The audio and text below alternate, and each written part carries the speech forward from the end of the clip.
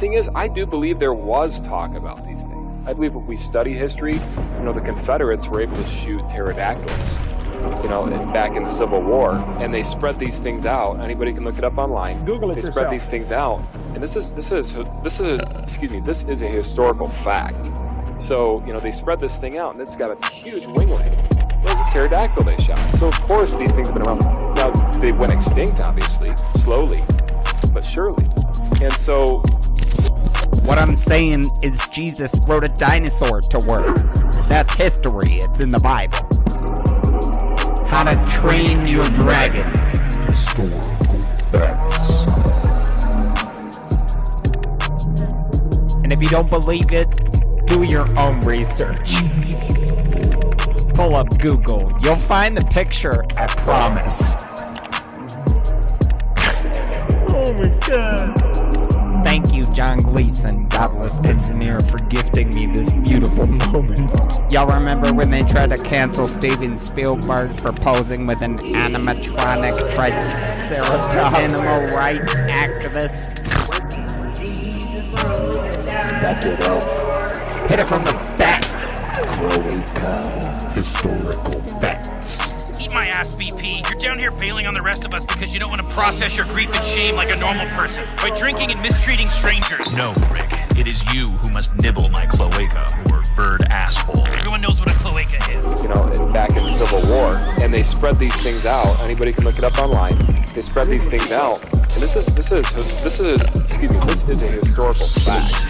So, they spread this thing out, and it's got a huge winglet. It's a pterodactyl they shot. So, of course, these things have been around. Now, they went extinct, obviously, slowly, but surely. And so... Paul Bunyan was sharing some Funyuns with his pet velociraptor. Whoa. Oh, you thought it was an ox? Roll back the clock. Let me knock the socks off. Historical facts. I didn't cut out.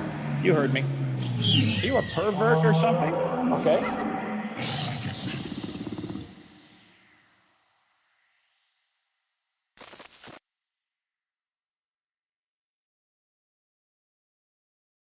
What's up, heathens? How y'all doing?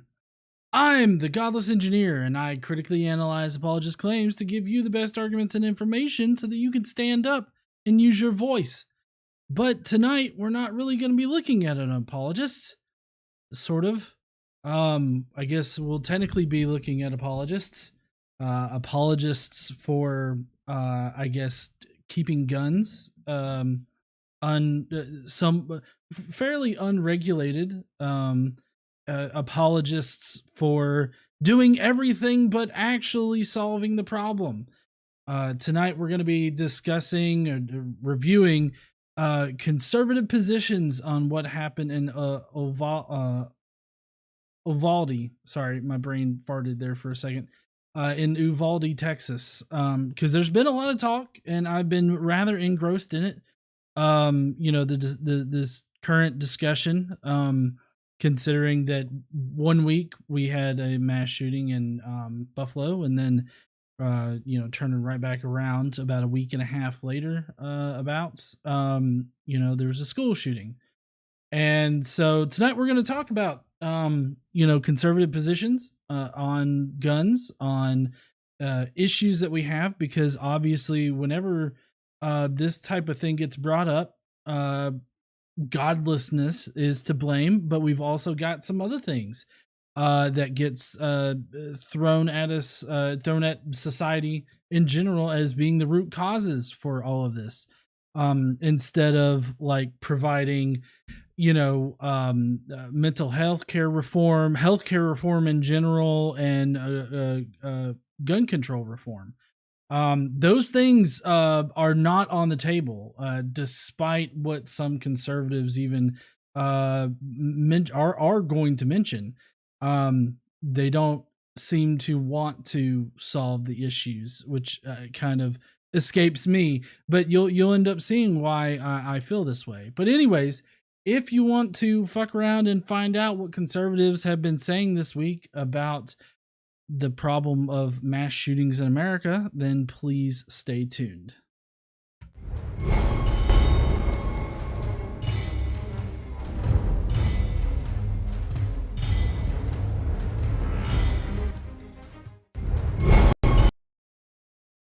Okay, so tonight is going to be a little bit of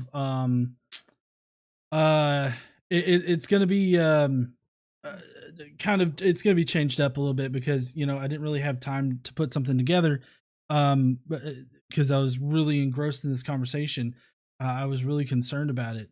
And so we're going to be looking at some tweets from politicians and things of that nature, or people of that nature. We're going to be looking at that because the people have been interacting there. But then I've also got a number of videos for us to go over and kind of see how are actual politicians and major influencers, like in this particular sphere of our society, what are they saying about this? And it's frustrating, and it angers me a lot. Xander just finished his year in 6th grade, and he's going to be going into the 7th grade next year, and he's not going to be out of public school at least until after he gets out of 12th grade, 6 more years.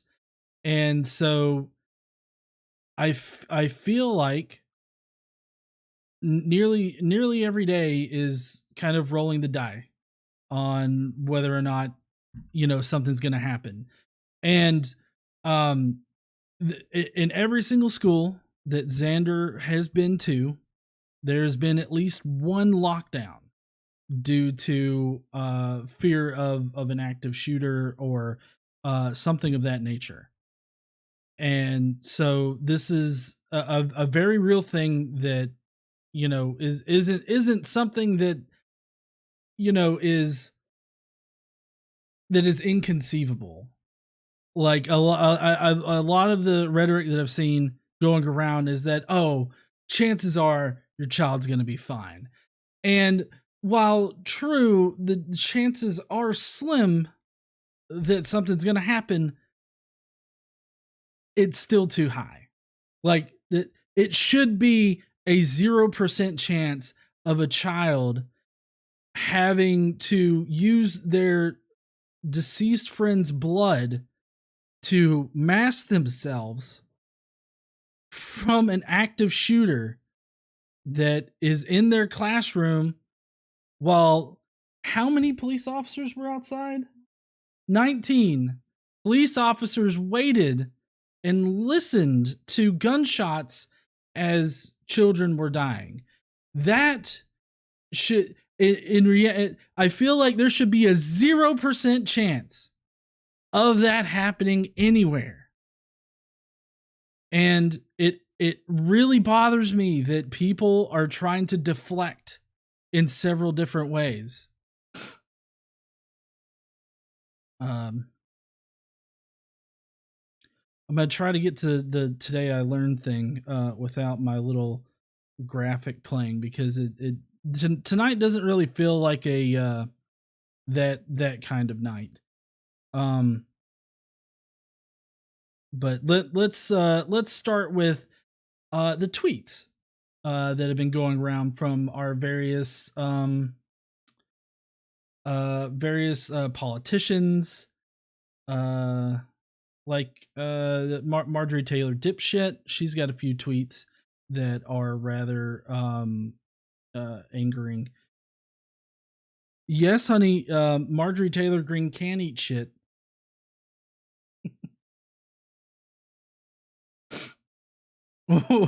What, honey?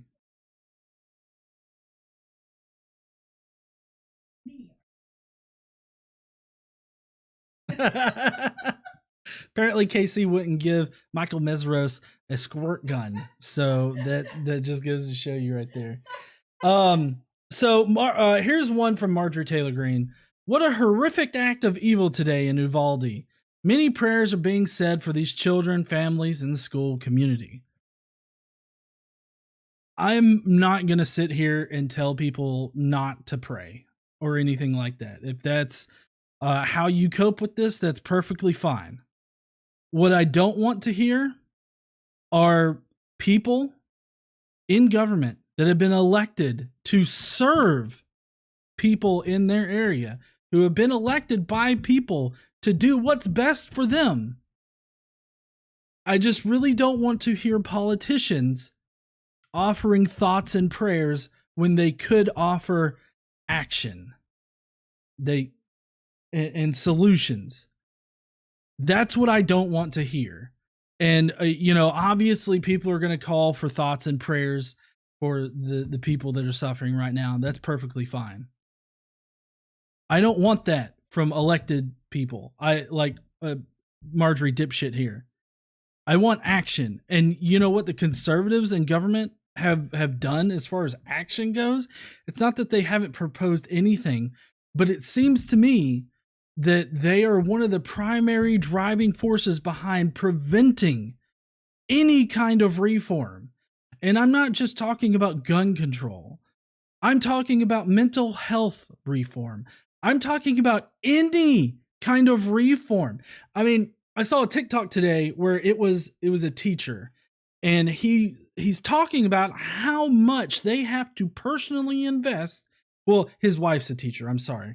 He's not a teacher. His wife is a teacher. But both of them, as a family, they have to invest so much money to be able to provide children with just reasonable things in their school, in her class, like tissues, like ice cream for like a end of the school year party or something like that, pizzas.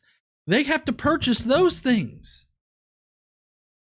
It seems like people are so willing to just forego investing any kind of public money in schools and in teachers, but yet they think that they can magically pull money out of their ass in order to do any of the things that we're going to be discussing tonight. They don't need thoughts and prayers. They need action and solutions. Let's see. Marjorie, she had another one that's a little bit more on point for, the channel here, I guess. Because here's what she said. She said, "Our nation needs to take a serious look at the state of mental health today. Sometimes meds can be the problem.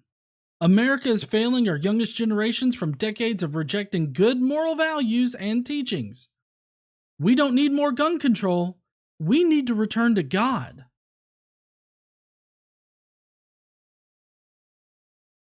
What? That's all I have to say about this. What? What are you saying right now? If God was really the issue here, that we need to return to it, why are churches shot up? Is God not in churches now? Have we somehow taken God out of church?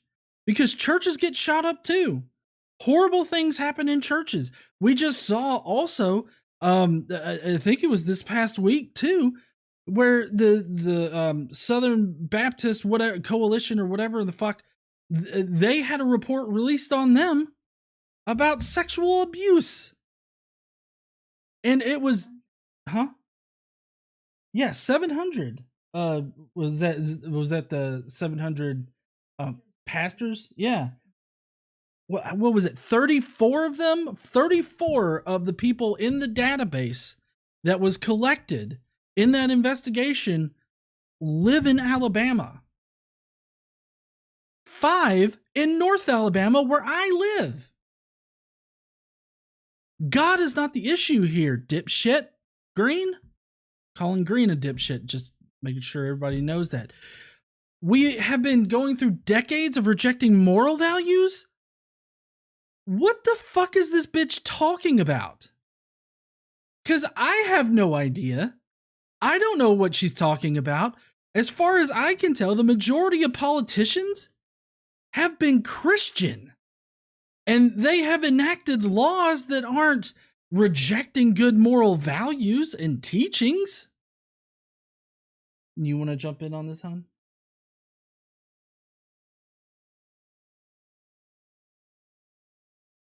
Oh, apparently Casey wants Marjorie Taylor Greene to bend over and shit in her own mouth. I don't think that's exactly how it works. But yeah. She works out. You think she's that flexible? Yeah, she is. That's stupid. That's right, hon. And she mentions that meds can be the problem. I mean, maybe if you're abusing the meds or, or something like that. But as a person who's been medicated before for clinical depression, I'm not going to say that it's not the meds, but meds definitely do help.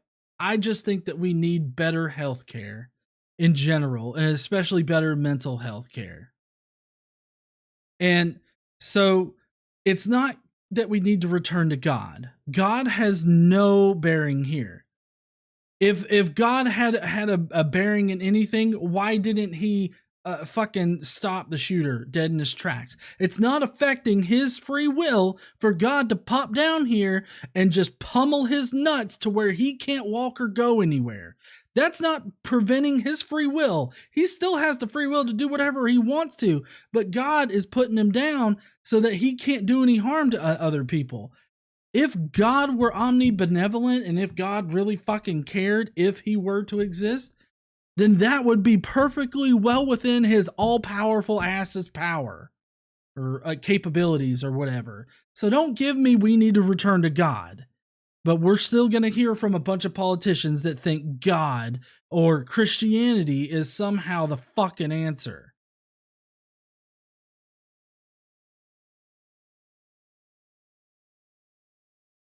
Here's Jim Jordan. I mean, he's a dipshit too. America needs more faith, more family, and more freedom.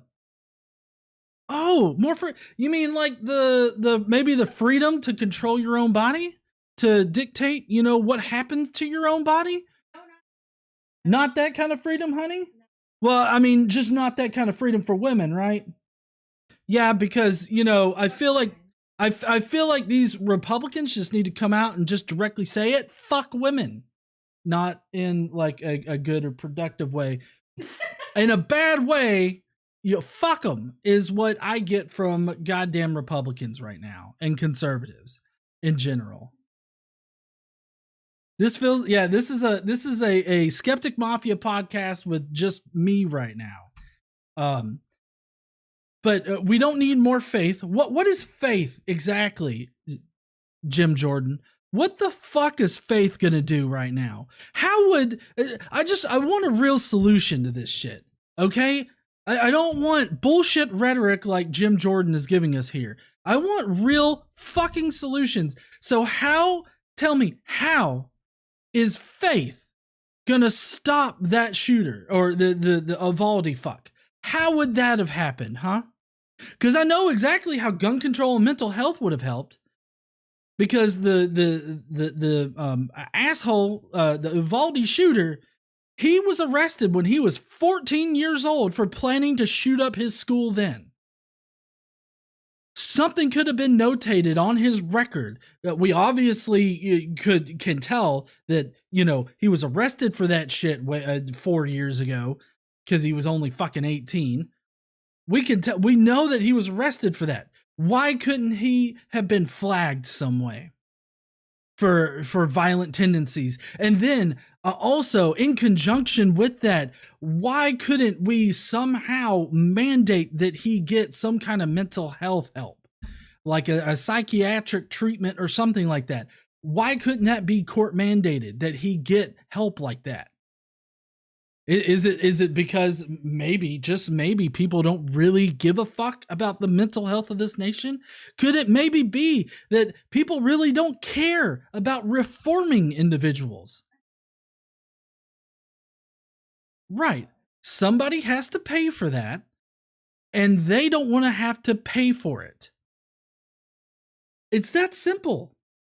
But that's how gun control and mental health reform could have prevented this particular tragedy. Okay?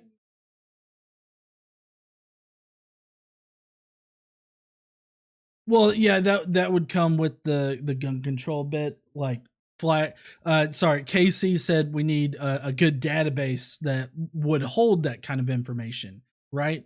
And that's how that would work. How is faith? Is Jim Jordan telling me here that all the Uvalde shooter needed was to just have faith in God? As if people of faith haven't done this shit before, regardless of whether or not the Uvalde fuck was religious or not. It doesn't matter.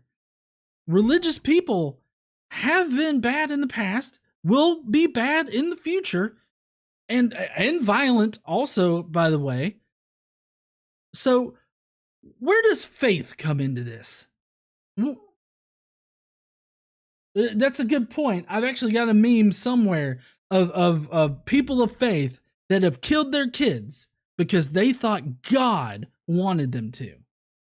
So exactly where would faith have prevented this? Because I just don't think that it would have. More family? Sure. I mean, family can be great, except if you live in a family where they, abuse you or molest you or any of those things, because those things can also cause this exact situation. So how is more family exactly going to prevent a situation like this? And then more freedom? You mean like Abbott signing into law that Texas is a fucking sanctuary state for Second Amendment rights? What does that even fucking mean? When you go to Texas, do you immediately get issued a gun? Is that what happens now? Is that what it means to be a Second Amendment sanctuary state? Also, huh? Do you remember when you do I Casey's getting her mic set up for you guys. Do you want to? Why don't you tell him, hon? Can you hear me? Check. Yep, I got you. Okay, so do you remember when you used to be able to open up a bank account and they'd give you a gun? Yes. but So I mean, maybe they do when you go get your driver's license in Texas or something. I don't know, when you rent a place to live or something, they give you a gun. Yeah. Apparently you're. Oh. Well, I'm definitely not as loud as you. But anyways, so more freedom. Where in the fuck is the freedom? Like, what kind of freedom are we talking about here? More freedom to purchase more than 1,600 rounds, which is what the shooter had. More freedom to own deadlier weapons. Is that the kind of freedom that you're talking about? Oh, maybe it's the freedom so that private citizens can be the good guys with the gun. Don't even think about the 19 good guys with the gun that were standing outside of the fucking school, not doing anything, listening to children die. I mean, I don't know where the line is for Jim Jordan in particular, but there are people who think that regular average citizens should be allowed to own nuclear weapons, should be allowed to own rocket launchers, should be allowed to own tanks. Like, there are plenty of people who think that there should be zero regulation.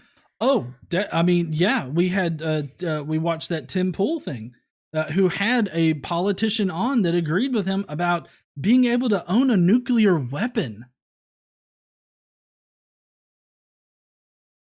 This is one of those hot, fiery nights.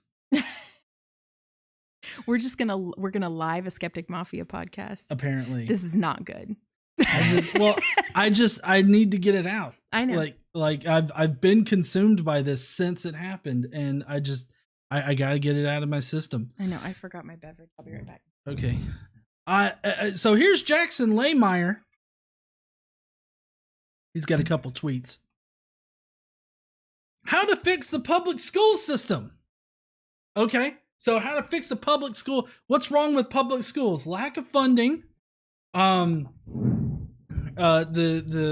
fact that more and more schools are being privatized. So access to good schools, I guess. We don't pay our teachers enough. We don't pay our teachers enough. We don't pay our teachers enough. We don't pay our teachers enough. Right. But no, that's not what Jackson is suggesting here. He's a politician. He's in a position where he can actually fucking do something, but he's not going to. He says, 1, abolish the Department of Education. Remove all groomers. I'm sorry. I wish I had saved this. Maybe I can pull it up real quick from Twitter, because I think I had you send it to me. I want to. Speaking of groomers, this is like the most recent buzzword. You know, like they've always had the buzzword, like, you know, the commies and the socialists and everything else. Now it's the woke and the groomers. It's just, right. They're ridiculous. Remove all the groomers. So I want to ask something. This is Daniel Defense. And this is what was tweeted out earlier this month and has been deleted. You might tell them who that is. Oh, yeah, I'm working on it. Daniel Defense is the manufacturer of both of the assault rifles that the Uvalde fuck used. Remove all groomers from the school system. What the fuck is this? If there's any grooming going on, the grooming is coming from the gun lobby. The grooming is coming from the NRA. The grooming is coming from conservatives. It literally says, train up a child in the way he should go, and when he is old, he will not depart from it. That's a Bible verse. It is, but it's literally about grooming. It is literally about grooming. So, who the fuck is grooming exactly? It's not the teachers. The teachers aren't grooming. I mean, the teachers are fucking dying to protect our kids. That's what the teachers are doing. The teachers are buying school supplies with their own money that they don't get a lot of, by the way. They do not. They are regularly underprivileged, like not underprivileged, but under funded. Well, they're underfunded, but they're under shit. I can't think of the word. Appreciated. They're underappreciated. Mm-hmm. They have to use their own money in order to buy their classroom supplies. Yeah. And if they want to do any kind of special stuff for the class that's like themed, like if they, if you are in like if you're like a preschool teacher and you're teaching your kids to like count money or something like that, if you're teaching them about grocery shopping or, you know, just like basic kind of things, and you want to get like a fake, like a little fake register, toy register with fake money and stuff, you have to buy all of that shit yourself. Mm-hmm. Yeah. So remove all groomers, apparently. Bring back prayer and the Bible. I'm sorry, that's a violation of the First Amendment to the Constitution. I mean, also you kind of addressed it. There are shootings in churches, so that's really has nothing to do. If God's not in a church where your shooting happened, this is just completely irrelevant to schools. Mm-hmm. I agree. And then number 4, allow teachers to be armed. So for one thing, okay, let's think through this critically here. Number 1, how are you going to get teachers guns? Just logistically here, let's think about it. How are you proposing that we arm the teachers? Well, the teachers would have to buy their own guns. They can't even get fucking tissues for their class. You can't. Of course, they're gonna have to get their own gun. I mean, yeah. When Xander was going to elementary school, like the parents were asked to bring in things like Germ-X, tissues, and all of that. If any of that runs out during the year, guess who has to foot the bill? The teacher. But yeah, sure. Let's arm the teachers. I mean, I just don't even understand how logistically this is supposed to work. Now, let's just not even worry about that point, though. And let's just go straight to the point of that's not the teacher's job. Teachers are educators. They're educators. They're not soldiers. They're not police. They're not security officers. They're educators. Like I saw a 23-year-old freshman teacher, not like freshman in high school, but she's a first year teacher, right?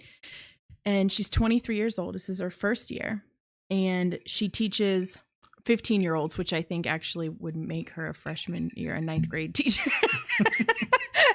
And she's like, when the politicians are talking about this, she did a whole thread and she says, when the politicians are talking about arm the teachers, did they ever think to ask me if I want to have a gun or if I'm prepared to have a gun?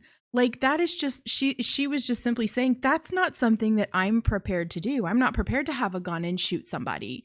She's like, I'm a teacher. Mm-hmm. Like, that's just not something that I can or will do. So I think it's ridiculous to just expect that teachers would pick up a gun, because here's the thing. If that kid had gone and shot up his school, let's just say he went to his school, like the high school, instead of the school he went to, that would mean one of his own teachers would be faced with killing him, shooting him. That's just, they're teachers. This is not what they go into teaching for. They go into teaching to teach. Right. It's bullshit. Well, and I was going to mention this, but Zumi in the chat brought it up too. What do you propose that the teachers do once they are armed in some kind of way? Are they supposed to teach math class with a gun on their hip? Or is the gym teacher supposed to do the whole gym thing with a rifle on his back or a gun on his hip? I mean, unless you keep the gun with you at all times, you don't know if some kid is going to get into whatever easily accessible but yet somehow locked up place that the gun is kept at. Well, and if it's locked up and the student or the shooter just walks in your room, you don't have time to get it. So it has to be on them in order for it to be effective, right? But I mean, it just seems like such a piss poor idea. It's just a bad idea. The teachers, some of them may be fine with it, right? Mm-hmm. Others may not. But here's the other rub. When the police do ever show up, if they go in the building, if they're not too afraid of getting shot, and they go in and you've got armed teachers all over the place, how in the fuck are these cops supposed to know who the hell the shooter is? Well, and during this latest incident, one of the police officers mistook a teacher that was like going out the back door or in the back door as the shooter. And they didn't even have a gun. They didn't even have a gun. Yeah, so I mean, the situations are just too fluid. There's too much going on. If you have a bunch of fucking armed teachers running around, it feels like a shooter could easily blend in with that. Mm-hmm. It's just a bad idea. Definitely. And then number 5, the final one is no CRT or woke sexuality. For one thing, CRT is not being taught to children in either elementary school, middle school, or high school, or secondary school, whatever. People call it different things. And then woke sexuality? Like, how is that causing anything? Like, how is that a problem? Like the woke, like I reject the idea of woke sexuality, but just teaching about sexuality in general. Like, yeah, I mean, sexuality is sexuality. It's not woke or otherwise. Like, it's fine. Everybody has one. Mm-hmm. It's okay that different people have different ones. It's fine. Also, Jackson, go fuck yourself. Yeah. That's the final nail in his coffin. Today I learned that atheists sacrifice babies on Halloween. God, that's a bad one to have had on. Jester, Shit. Lord of Fools, says, as the boyfriend of a future teacher in Texas, I'm so glad you're having this conversation tonight. They want to build our children's schools like prisons to give people more freedom, which I don't understand that. But yeah, we're going to be talking about that to tonight. And then we got Elizabeth Richardson, a good guy with a gun, looks an awful lot like a bad guy with a gun in a high pressure and hectic situation. Exactly, Elizabeth. And it's just so fucking crazy that they're just suggesting throwing more guns at this. Going back to number 4 point right out here, like they just want to throw more guns at the situation. Can you imagine seeing a firefighter and he's like, "Hey, can we get some more gasoline for this fire? I think it'll put it out eventually." Like, that doesn't happen. You know why? Because no firefighter is a dipshit, and they don't try to put gasoline on a fire to put it out. Drew's book review says, "So sorry this is happening. My heart breaks for the children and parents who lost their kids, and teachers and teachers who lost their lives." Yeah, it breaks my heart too. It really hit both KC and I pretty hard, the day of. But I mean, after that initial shock of this happening, yet again, it's just fueling my anger at this point. Plus, the whole idea of more guns, not just teachers with guns, but there have been a lot of ideas. We might come across some more in some of these videos about people with guns at schools, right? But in the United States, we have more guns than people, right? We have 120.5 firearms per 100 residents, and we're the only country with more civilian-owned firearms than people. And we keep buying more and more and more guns. There are 393 million guns in this country. It's just astonishing. And, all the things that the Republicans are currently saying that are problems, right? About mental health and, economic problems with poor people and all this other kind of shit. Other countries have poor people. Other countries have people with mental health issues. What other countries don't have is more guns than people and mass shootings every day. And sometimes more than one a day. We've had 27 school shootings this year. It's May. In 5 months, we've had 27 school shootings, and we've had over 200 mass shootings.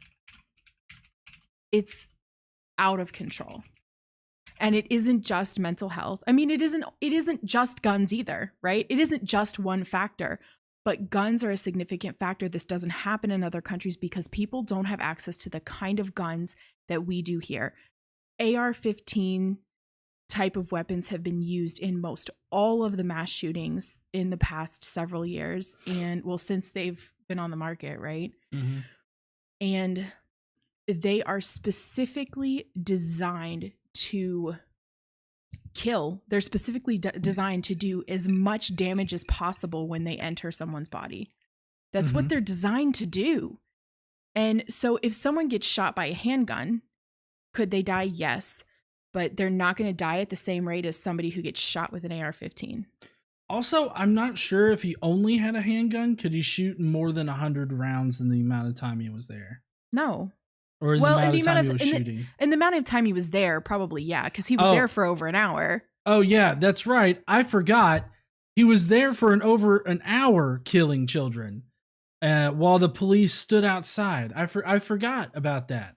Oh, interesting thing. Before we go to Representative Randy Fine here, I thought that maybe everybody should know this. Today I learned a little late, but the police have no duty to protect you if you're not in their custody.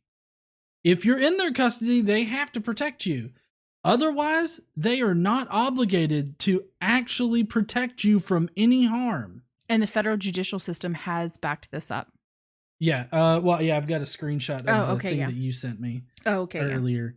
Yeah. A federal court affirms yet again, and this happened in 2018, right after the Parkland shooting. Mm-hmm. Yeah. Well, because there was that one guy who the one police officer, security officer, I can't remember exactly what his job was, but that he hid. Mm-hmm. And so I think he got sued or something because he didn't do as what people perceive to be his job. Mhm. But if you're not in police custody, they're under no obligation to protect you. Right. So basically, and maybe Casey will correct me if I'm wrong in this assumption, but I kind of feel like the police's only job, it seems at this point, is not to protect and serve, but to just enforce laws and arrest people. That kind of seems like it's not about protecting and serving. Don't let anybody tell you that shit, because it's not. It's about arresting people and prosecuting them, I guess, or at least getting them into the position to be prosecuted. It's all about enforcing the law, and that's it. Hey, dipshit. This person just bought you a beer. Thank you, Daniel, for buying me a beer. David says good night. We're at a Cardinal game. Tell David good night, and I hope you give him a really big hug for me there, Daniel. But anyways, all right, just a little bit of a thing for your y'all's own edification, so that you don't have any kind of unreasonable, expectations of the police force to protect you and shit. That's not their job, apparently. Next up is Representative Randy Fine, and then we'll get to the videos. And I found this tweet to be rather interesting, because he says, I have news for the embarrassment that claims to be our president, which I verified this. I just looked it up. This was tweeted out May 25th, so a day after the shooting. He said, try to take our guns and you'll learn why the Second Amendment was written in the first place. I kind of feel like maybe you shouldn't threat the president of the United States with gun violence. So I've seen a lot of stuff where this Rep Randy Fine, this account, I'm not sure this is real. Because there are a lot of fake tweets with this particular account. And so I'm not sure that this is a legitimate person or a legitimate tweet. Let's see.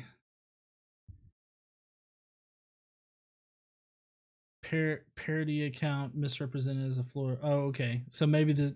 Sorry, I tried to look it up just to make sure that it was real, but apparently not. Apparently this was. I didn't see this particular tweet, but I saw someone was talking about this particular account today, and so I just wanted to make sure. Oh wait, sorry, Andy, no. That's definitely never somebody to listen to. No. Well, I mean, he says a hoax tweet supporting the sacrificing of children for the Second Amendment was falsely attributed to Representative Rep Randy Fine. Vote Randy Fine is the one that he's tagging to Rep Randy Fine. And I mean, the account that I found this on that went to it, I mean, it's... Well, typically representatives have checkmarked accounts. This does not have a checkmark. I would just be wary of anything from this account. Okay.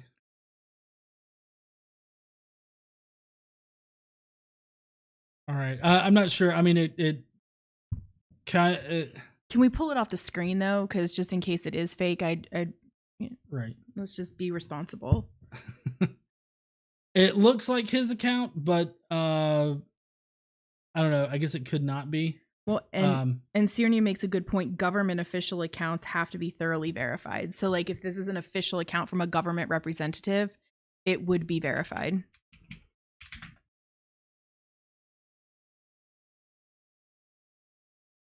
Okay, so maybe he just doesn't have a Twitter, I guess. I have no idea, but we could probably move on to the next thing. Yeah. Okay. Well, let's head on over to the videos then. Yeah, I realize they usually do have the blue check marks, but I don't know. I guess I just assumed and I shouldn't have. Anyways, so now we're getting on into the videos. And with these videos, they're pretty much mostly politicians or people that are running for a political position. And this right here is Rick Gray from I'm not sure which state. Maybe it's Arizona. I think it's Arizona because it looks like I'm pretty sure this guy's the Arizona guy. Right. What's his name? Rick Gray. Okay. And so we're gonna listen to him because he's got some ideas about what has caused this latest mass shooting. He's currently serving in the Arizona State Senate. Arizona State Senate. Mm-hmm. Yeah, okay. He's a former member of the Arizona House of Representatives, District 21. I forget that you're mic'd up, so I keep repeating what you're saying. Okay. The real core issue, and I'll be honest, this may be my bias, but this is how I see it. For decades, we've been teaching our children in school there is no God. Can't pray. You can't even pray on the field. There is no God. There are no absolutes. We live in a postmodern world, so whatever you think is right is right. And if somebody else has a different view, you're still right.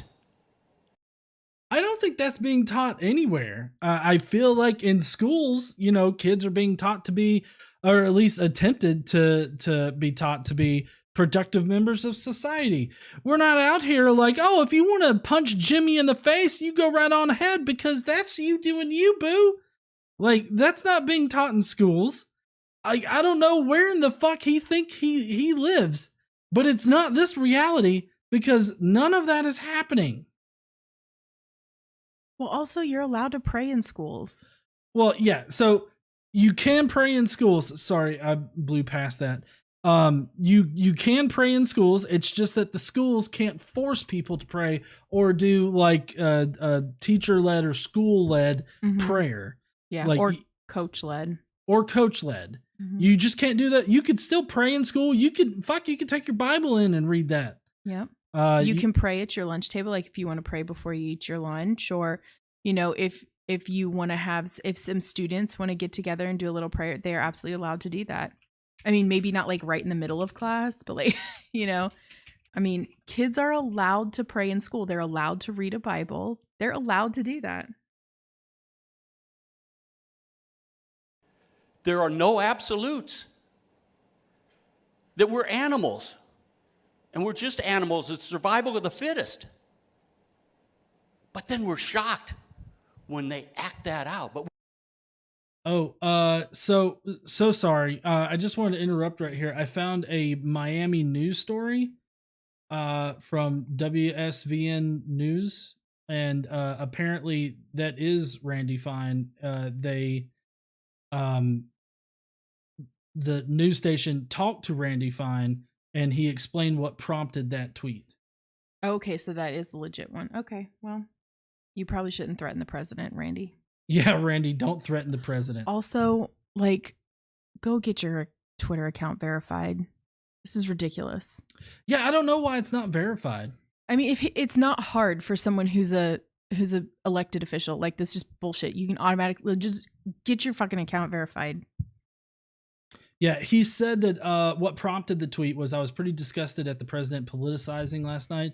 I think you take a minute, as we did in Florida, he said, and you understand why the shooter did what they did. Did they violate the laws that exist today before you make these sort of radical, unreasonable expectations? So, okay. I don't feel as bad now. Ethan Stiles mentioned in the chat that that there was school-sponsored, teacher-led, like, prayer stuff at school. Hey, yeah, ain't nobody gonna be fighting over this $5. It's all mine. I agree and understand that it does happen. It's not supposed to happen. Right. Yeah. So if it does happen, that's something that there could be a complaint filed against the school. Like, you could sue the school, get attorneys involved and all that other kind of stuff. So but it does happen, and a lot of them get away with shit. A lot of them get away with it all the time. Yes, it is a problem still. Yeah. Ronaldo Martinez says, but schools don't allow public prayer circles. I mean, when I was growing up, schools did like, as far as because we had this thing here called See You at the Pole, and that was when people gathered at the pole before school, the flagpole before school, and they like did a prayer in the morning. I never took part in that because I wasn't that kind of Christian. But I mean, I went to Catholic school, so none of this fucking applied to me. Oh, did it not?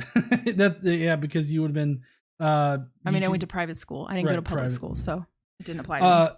But anyways, public prayer circles. Well, I mean, like if you're talking about public prayer circles, like at lunch, where everybody is made either made to get up and be in the prayer circle or out themselves as not being in the prayer I don't circle. know what y'all have heard, but donating is not going to make me stop. Fuck me in the asshole.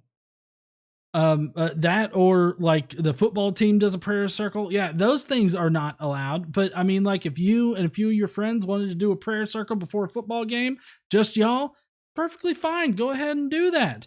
You can fucking do it, before you head on into the school every day. Nobody's gonna fucking care as long as it's not the school or teachers that are doing it. We got Henry M who says, GE, just here to encourage you for your great work. You are one of the best out here. Keep it up. Thank you so much, Henry. I appreciate you. Then we got Daniel M who says, I had a thought yesterday. Do you think that all this...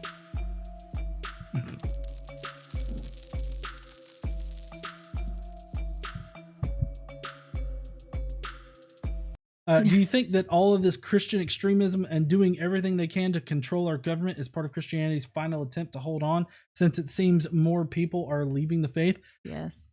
Well, maybe. But also, I mean, the religious right has been gearing up for what's going on right now for a long time. And I mean, the numbers for religious affiliation have been dropping for a while. But I think that this is more about using religion as a political tool. And they've been doing this for the longest time, ramping up to where we're currently at. Since we're kind of talking about this, I have something kind of tangential. Are we going to talk about the Nick Fish thing? Nick Fish thing. So Nick Fish did a graph. One of the fucking dipshits posted something about how or it was Ted Cruz. He talked about declining church attendance. Are we going to talk about that? I mean, we can. Well, do you have the clip of the video where he talks about how declining church attendance from the NRA thing today? I do have the NRA. Yeah, I do have a clip about that. And it talks about declining church attendance. Yeah. Okay, we'll talk about it then. Okay. Well, it's specifically related to that. So I've got the image for it. So from Nick Fish's account. Yeah. So we'll discuss it then. Let's finish up Rick Gray real quick. Sorry. And we're just animals. It's survival of the fittest. Okay, that's not what survival of the fittest means. Survival of the fittest is the best adapted. And so that's just best adapted overall. It's not like who can kill the most kids or something like that. That's not what this is about. Which I want to say that I really appreciate all the super chats coming in tonight, because I just went ahead and I didn't monetize this as far as like ads and everything like that go. I'm perfectly fine to accept y'all super chats, but and a portion of them go to charity. Yes, a portion of them are going to charity. This month it's Bridget to help women, with their travel expenses and hotels and everything like that, so that they can child get the care expenses, whatever they need to be able to get an abortion if they need an abortion, right? And they can't get one in their town or whatever. Mm-hmm. But survival of the fittest is more about what if an organism can survive in the environment that they're in. And I mean, for a large part, as far as what we traditionally understand as survival of the fittest, I mean, I think most humans out there are kind of we're somewhat separated from that, right? Like we all live in societies and everything like that. While there still is a hint of quote unquote survival of the fittest, it's not as violent as he's trying to make it out to be in connecting it with like mass shootings and stuff. But then we're shocked when they act that out. But we say, don't act that way. These kids, and it's usually been kids that are shooting kids in school, what have they been taught? Friends, we have a state religion in the United States of America. Even though there's supposed to be separation of church and state, there is a state religion. It's human secularism, aka atheism. Those are not the same thing. No, they're not the same thing. But also, how is it? Maybe somebody can clarify this for me. how is it that we can have a state religion of atheism, but yet the overwhelming majority of politicians that are elected into office are Christian? Like, I don't understand how we can have a state religion of atheism, because atheism is not a religion, for one, right? That's just ridiculous. But how can you have anything of that nature when the majority of people are Christian? That just don't make any kind of sense. It's so fucking, this pisses me off so much, because as soon as one of these things happen, it's always, thrown in the face of atheism or secular humanism or anything like that. For one thing, even if you wanted to blame this on secular humanism is about valuing human life over everything else. Which is better than Christianity. Yeah, to be frank, in all of its forms. Right. So I really don't understand how you can connect this to humanism in any kind of sense. Because he's stupid and he doesn't fucking know what he's talking about. He just wants to use buzzwords to scare people. The fucking scary atheists. Like, it's just ridiculous. All right.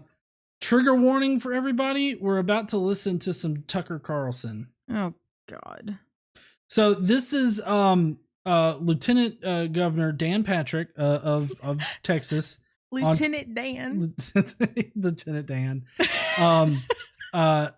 In Texas, and he's on Tucker Carlson talking about what's going on. Mr. Lieutenant Governor, thanks so much for coming on. So you are the Lieutenant Governor of the state in which this happened. Tell us your thoughts. Yes. Tucker, since I was elected back with Greg Abbott back in 2014, this is now the fourth major mass shooting that we've had. We had Sutherland Springs, the church. We had the Walmart in El Paso, Odessa. And then 4 years ago and 1 week, we had the shooting at Santa Fe where we lost 8 students and 2 teachers. And I will tell you, Tucker, that I've been to a lot of funerals and a lot of services, a lot of hospitals. Nothing compares to what Bill just said about the loss of a child. And I think when crimes like this happen, this is pure evil, that it impacts a whole nation.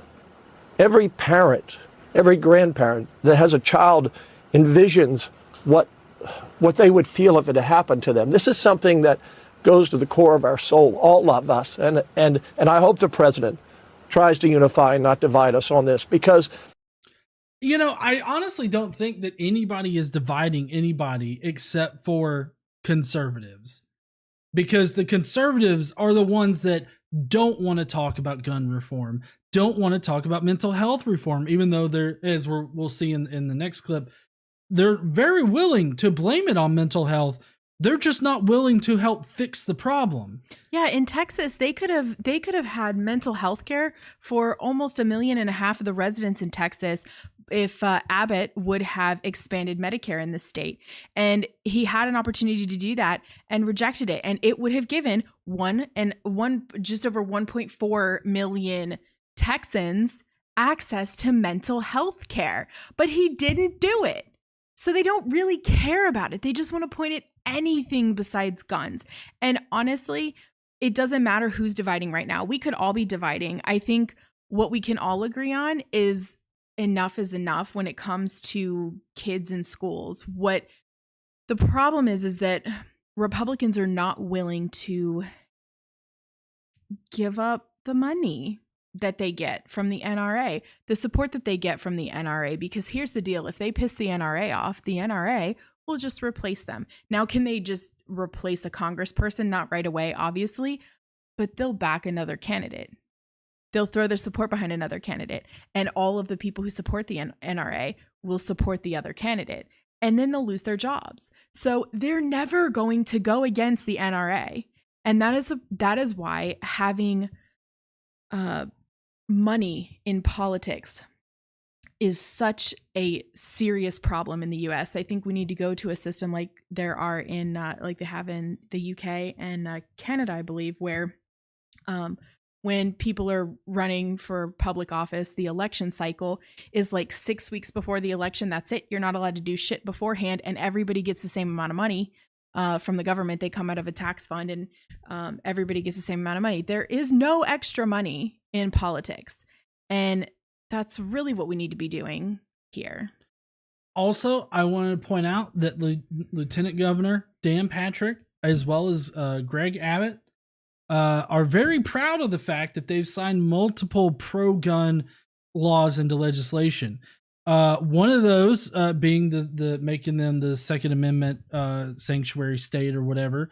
I do believe another law actually was it they prevented I think it like prevented background checks or something like that.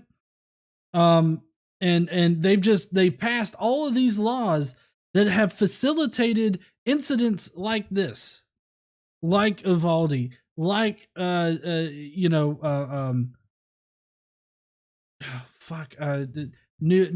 I was trying to think of the Parkland. Oh, Parkland, yeah. Parkland, the El Paso, the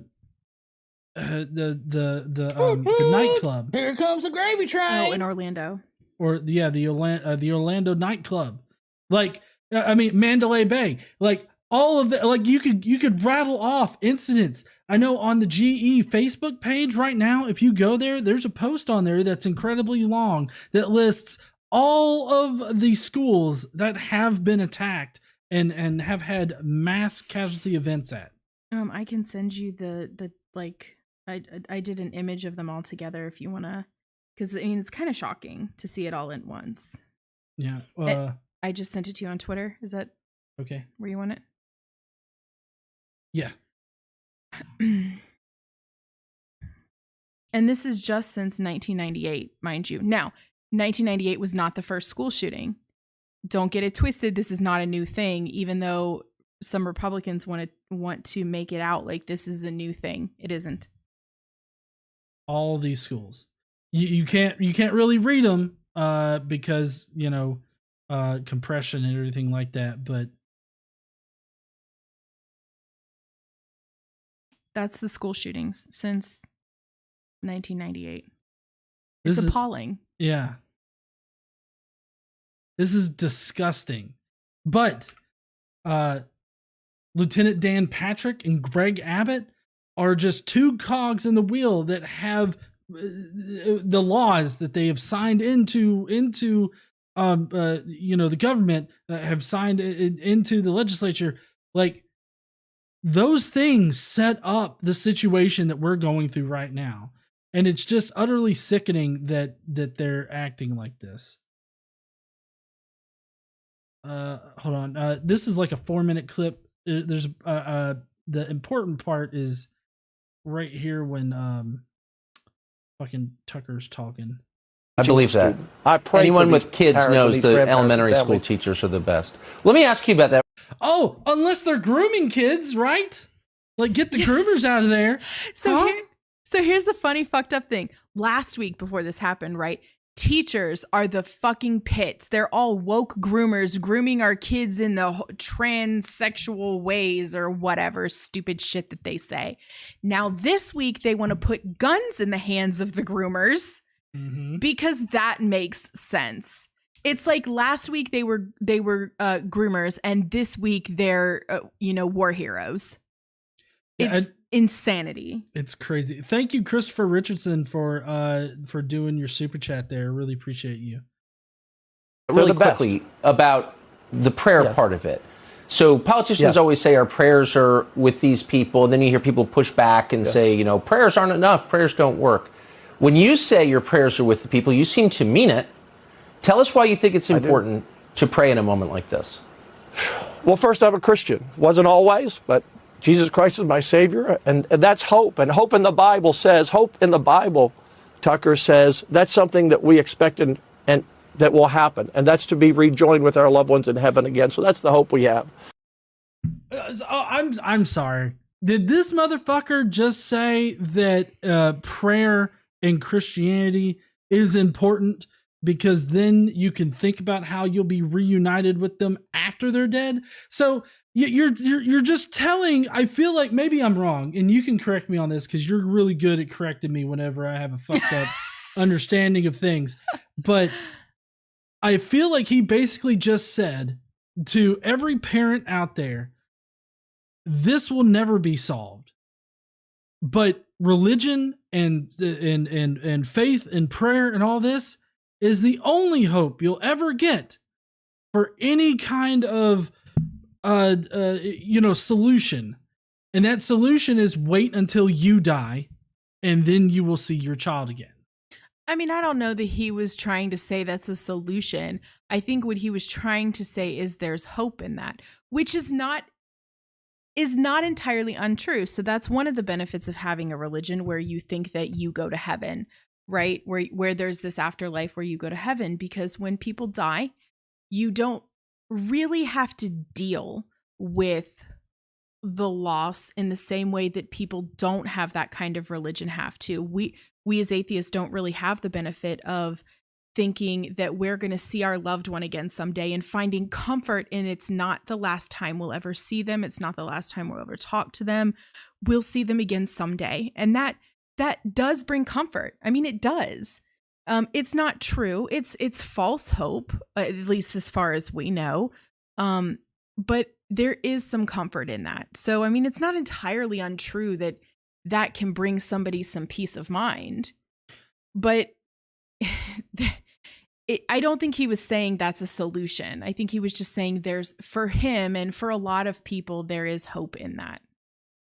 Well, so here's my thinking on it, okay? They don't ever actually provide any solutions.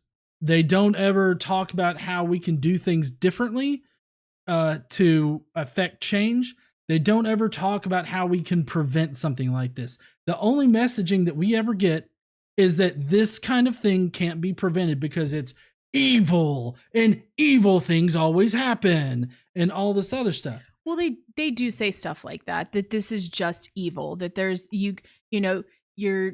they're criminals and bad guys are going to do bad things, right? And so that is they do come up with some ideas. They're usually pretty shitty ideas, and we're going to come across some of those tonight.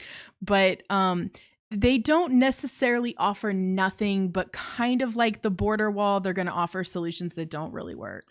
Well, whenever like they're tasked with solutions other than the shitty ones they come up with, the first thing they always say, it seems, is, well, we just need to get right with God. So it's easier.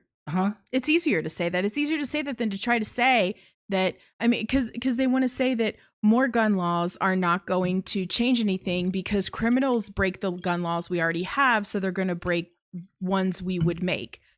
Well, I mean, this isn't a problem in other countries. This is a problem unique to here. Quit drinking all that so beer, I feel like they're kind of wrong, and their lack of willingness to try is incredibly frustrating. But they can't. They can't try because they won't get elected again. I mean, that's the just the bottom line.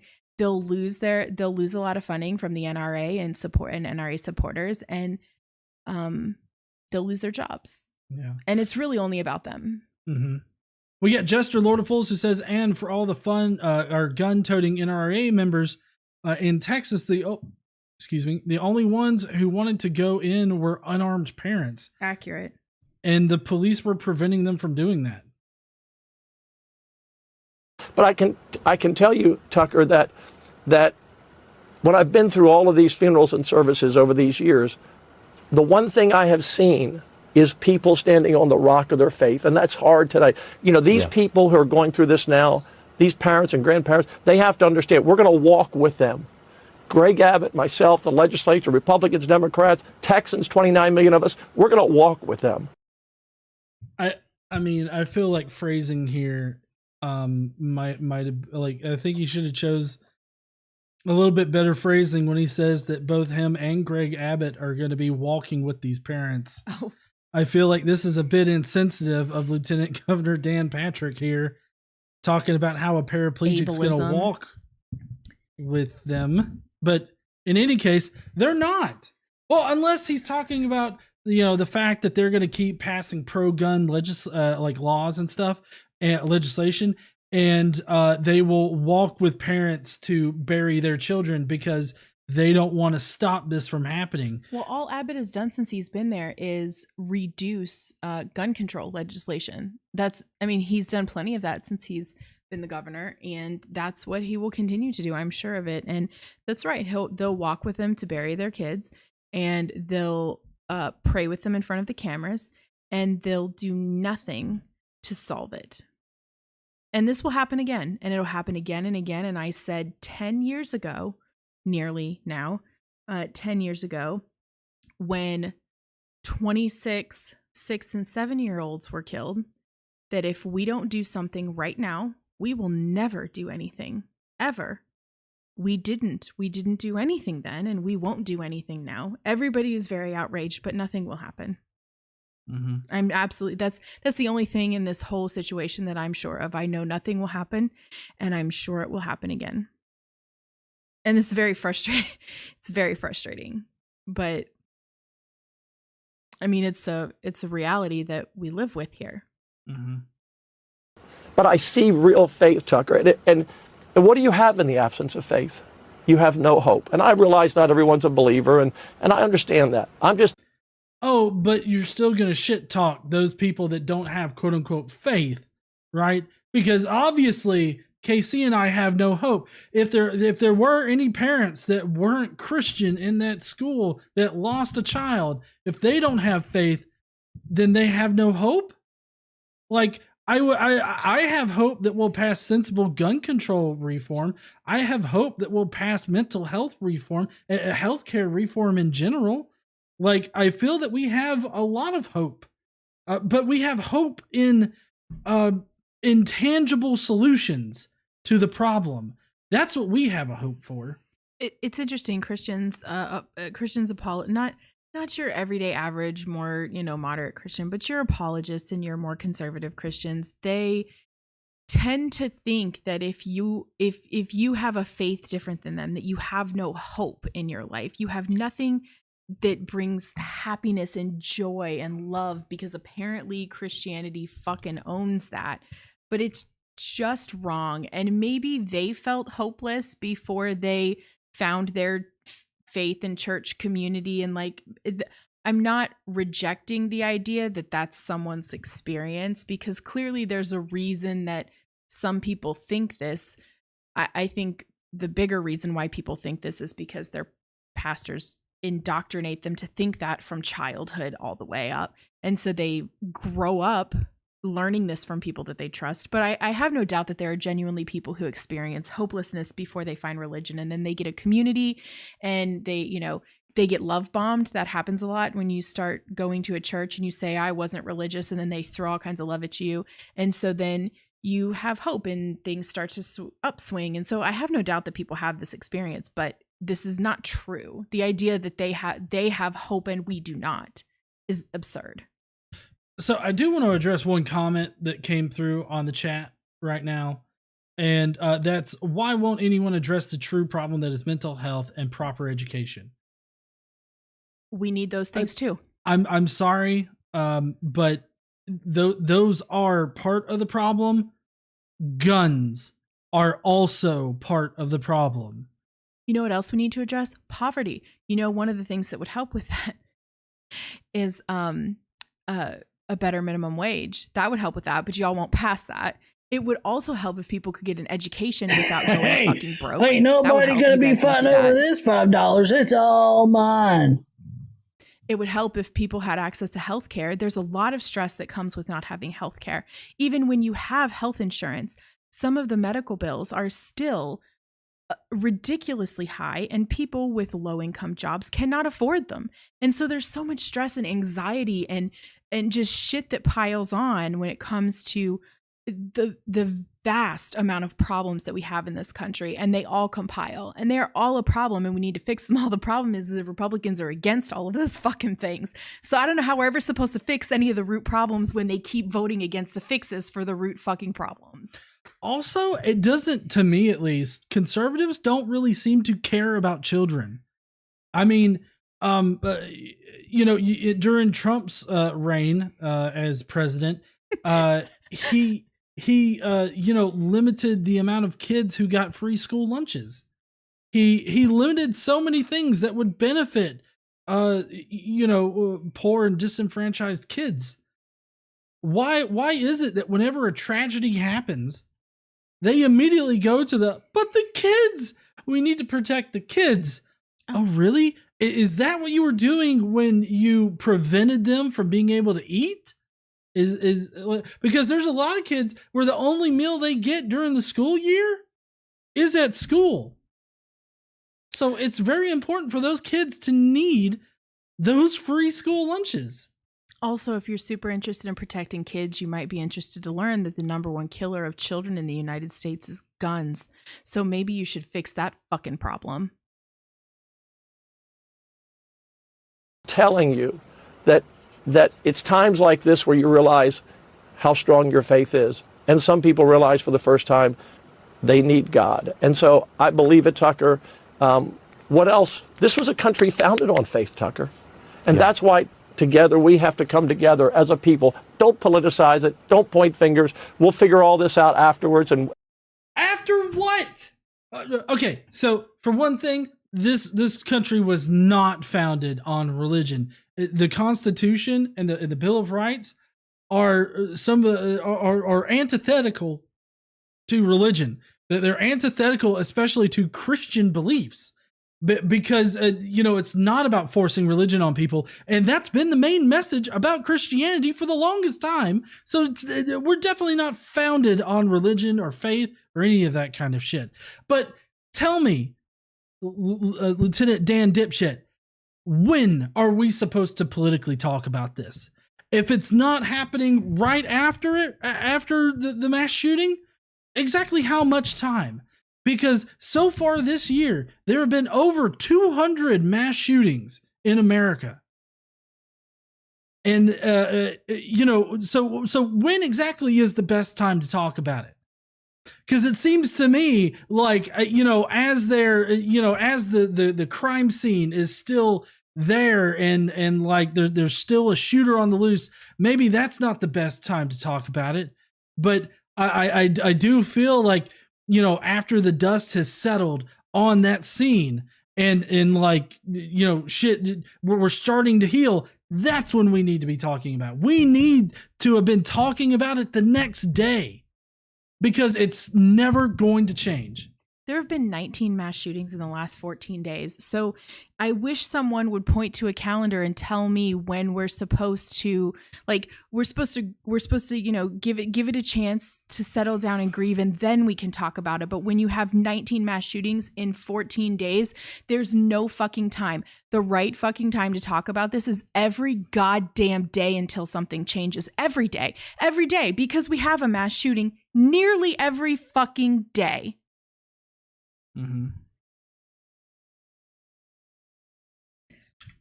Woosah. Woosah.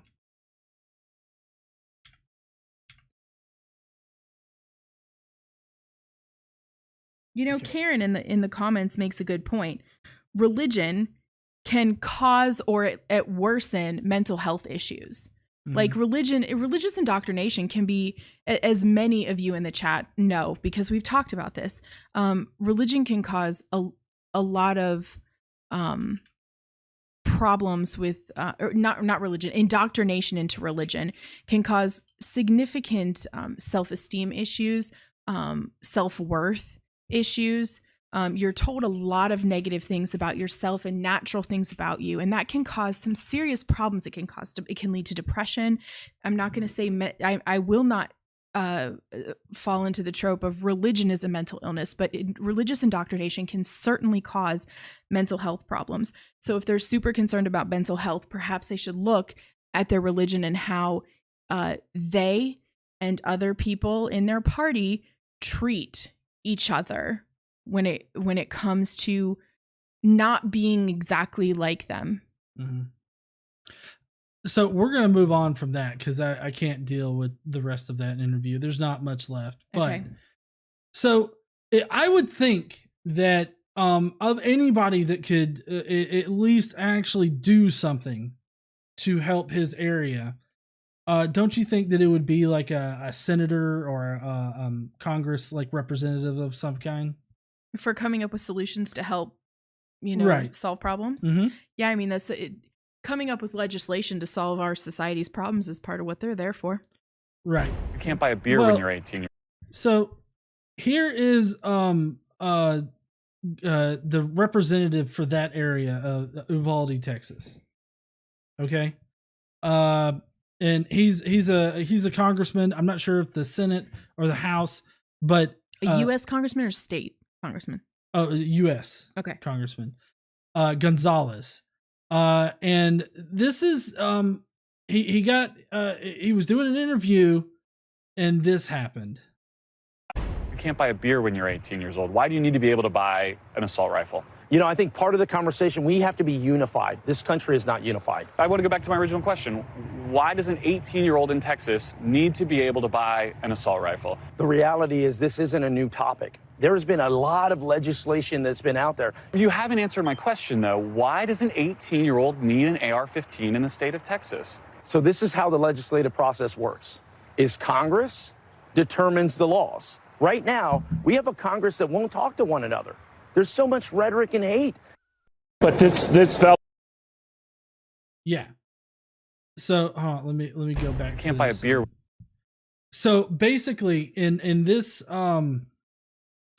video, this is the House representative for that area, that district or whatever, and he was asked 3 different times, why does an 18-year-old need to be able to own a gun like that, an assault-style rifle?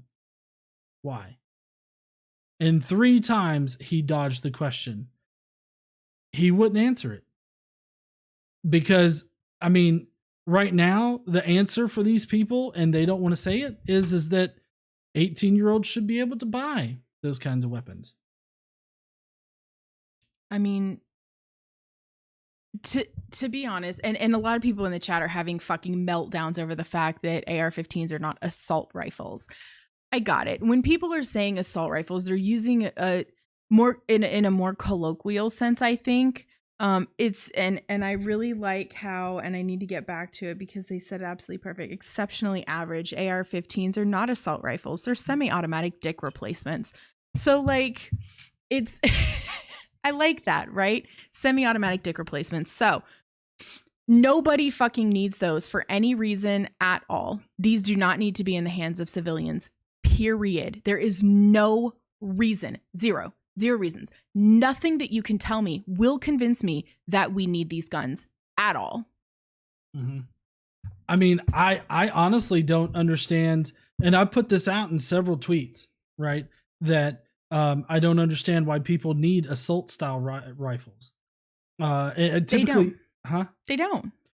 Because listen, people are not using assault style rifles for hunting. Be careful, because then you're gonna get into the territory of this assault style. People are saying assault style means that they're automatic, and automatic weapons aren't legal. So the semi-automatic, you're talking about semi-automatic type of weapons like an AR-15, right? Is that what you're talking about? I mean, I'm talking about. I don't want to get. I don't want people to get hung up in the language and miss your point because they're being too goddamn pedantic to look past a fucking little petty thing like that. Like, we're talking about semi-automatic rifles, right? Right. Okay. Semi-automatic rifles with high-capacity magazines, like the ones pictured here. These are not hunting rifles. These are not hunting rifles. These are not meant for killing pigs. These are not marketed to farmers or people that own like farmland or something like that, to where they would need to ward off fucking wolves or coyotes or anything like that. Like, that's not what these guns are marketed towards. nor is what is that what for the majority of things are what they are used for. I don't think an 18-year-old needs to be able to buy those types of weapons. Weapons that you can buy, ungodly amounts of ammunition for, and be able to shoot off hundreds of rounds of ammunition and do as much devastation as they cause. I really just don't think that an 18-year-old needs that. I don't think anybody needs that. And I don't think that private citizens should be allowed to have those types of weapons. Yeah, I don't think private citizens need them for any reason at all. None. Also, I made the point on Twitter earlier, if your hillbilly ass thinks that you're going to take on the U.S. government as like a well-regulated militia, I think you're going to take on the U.S. military? Yeah. Bye. I think you need to rethink your strategy there, because I do. AR-15 ain't going to do it. An AR-15 is not going to do shit. Okay? It's just not going to do. I don't care how many AR-15s you have or how many hillbilly buddies you got. It really doesn't matter. Okay, so that was Gonzalez. And then let's see, we've got Cruz, right? That unfortunately, yeah, he's a person that exists on this planet. And here's, I believe this is the one that you were talking about in connection with tragedy with Nick Fish. Oh, okay, yeah. Tragedies like the events of this week are a mirror, forcing us to ask hard questions, demanding that we see where our culture is failing. Looking at broken families, absent fathers, declining church attendance, social media bullying, violent online content, desensitizing the act of murder in video games, chronic isolation. Video games. Yeah, video games. I mean, fuck yeah, video games. Okay, so here's Nick Fish's graph. I believe this is the one that you were referencing.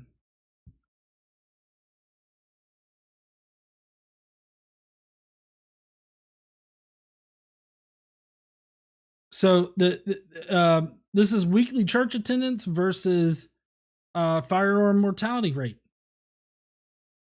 So we got firearm mortality rate per 1,000 going vertical there, weekly church attendance going over there. So we've got more, as you get more religious, you actually end up with more deaths from firearms. Yeah, and so just so you know, Nick Fish did create this chart. Nick Fish, if any of you don't know, he is the president of American Atheist.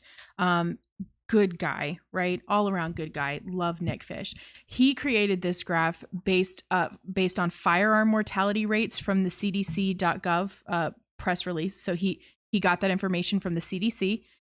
Weekly church attendance was a pewresearch.org thing. So it's a self-reported, right? Right. Okay. So that's the source, just in case anybody wants to know. Those are the two sources that he used for this chart. And so, Ted Cruz thinks that, we just need to go back to, we need church. We need better church attendance. Well, it seems like the states that have the highest church attendance also have the highest firearm mortality rate. Now, that could be because of guns. It could also be because those states generally tend to have shitty health care. These are mostly red states up here at the top. Mm-hmm. So there are a slew of problems in those states. So pick one. But what they all have in common is guns, God, and fucking republicanism.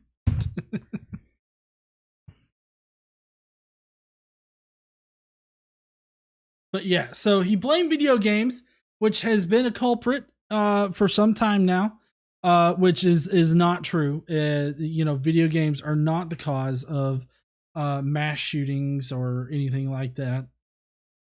At least there's not been any conclusive evidence on it. I do believe they've done research on it, and there's just no link. Everything that he has said here is just not representative of reality. And that's pretty much how conservatives exist. Bye, Chris Richardson. Take your ass and go. Fuck off. Bye, Chris. We're definitely not very big supporters of. Well, I'm more supportive of 2A than KC is. I think we should abolish 2A altogether. So stay mad about that too. Right. But I definitely think that we need gun reform, like gun control reform. And we need to enact more ways of restricting who has guns, and the people that do have guns should be trained in some kind of way. And it's also strange that wanting sensible gun regulation, because I realize that abolishing 2A is not sensible. So I know that's not actually something that's going to happen. That's what I would do if I was king for a day, but I'm not going to be so.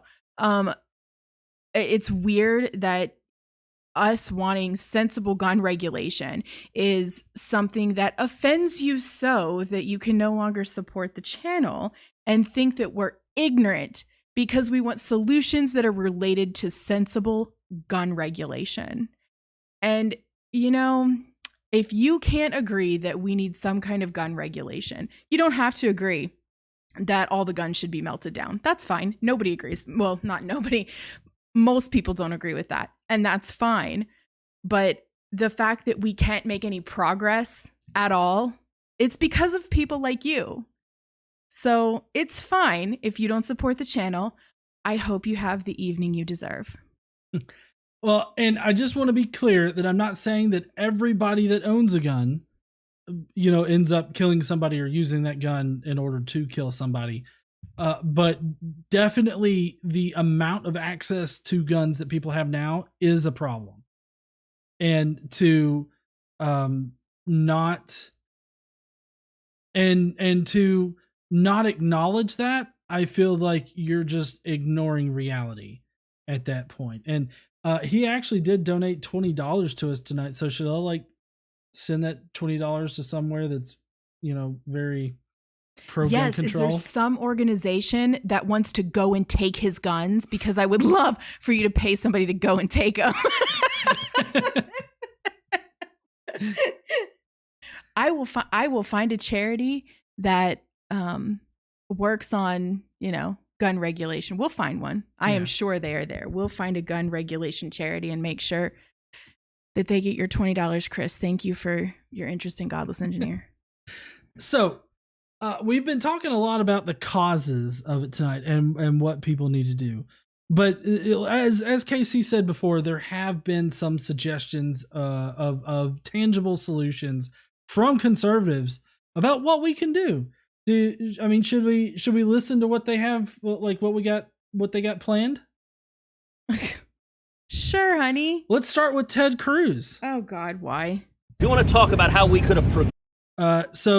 This is Ted Cruz's current talking point about the shooting today and what we can do to prevent the deaths of children in the future. The shooting on Tuesday. Sorry, the most recent, the shooting on Tuesday. Okay, it wasn't the most recent, but right. I know I can't say most recent because there's already been another one since then. Not a school one, but another mass shooting. Right. Mm-hmm. Do you want to talk about how we could have prevented the horror that played out across the street? Look, the killer entered here the same way the killer entered in Santa Fe, through a back door, an unlocked back door. I sat down at round tables with the families from Santa Fe. We talked about what we need to do to harden schools, including not having unlocked back doors, including not having unlocked doors to classroom, having one door that goes in and out of the school, having armed police officers at that one door. We had armed police officers inside the school and outside the school. But before we get into this, Limited Light said send it to Beto O'Rourke. Yes, Beto will work in Texas for gun reform. Absolutely. Perfect idea. We'll send it to Beto. Who has been a champ this week, by the way. Yeah. Yes. So if you noticed, okay, so he says there should be one door and there should be an armed guard at that door, right? To monitor who goes in and who goes out. There was a school security officer there. There was. Okay. Checking. For one thing, that's a fire hazard. It's unrealistic to expect the entire school to ingress and egress from that one door. So there are things. Now, I don't know if maybe we're just taking him too literally, or maybe this is exactly what he means. But like, so there are schools, a lot of the schools here in this area, what they do is there are multiple doors in and out of the school. Kids use multiple doors to get in and out of the school when they're coming to school and they're leaving school. But during school, all of the doors are locked for anybody coming in. You can't come in any of the doors except one, but you still can't even get in that door. You have to be buzzed in. Right? Isn't that correct? There's only one door that you can come in during the entire school day, and you have to be buzzed in. Now, kids can get out the other doors, like if there was some kind of fire situation or whatever. But that's a security thing that they do here in Alabama, at the schools here, that I think is something that works really well. So I don't know if that's what he's meaning, something that's more along the lines of that, but it's not exactly what he's saying. But also, if you'll take a look at the screen. Okay. Here's the campus of Robb Elementary School. Okay. Where it happened. Mm-hmm. If you'll notice, this is a multi-building school. Yes. And a lot of schools have multiple buildings. So he's either talking about providing massive funding to all of the outdated schools so that they could build new schools that are entirely enclosed. Or they could connect them. I mean, they could, they could. Or connect them with corridors. Yeah. Which those, I don't think those are corridors. Those look like canopies. That's connecting it to the other portions of the school. Yeah. I mean, I don't know. It could be quarters, or it could be, but even if there was nothing but sidewalks, they could with this school. But the point is, it would be significant amount of funding required to bring schools up to all of the schools to a standard where kids never had to go outside except for like gym or recess or whatever, but to where, the doors, basically you wouldn't be traversing a campus outside during the day.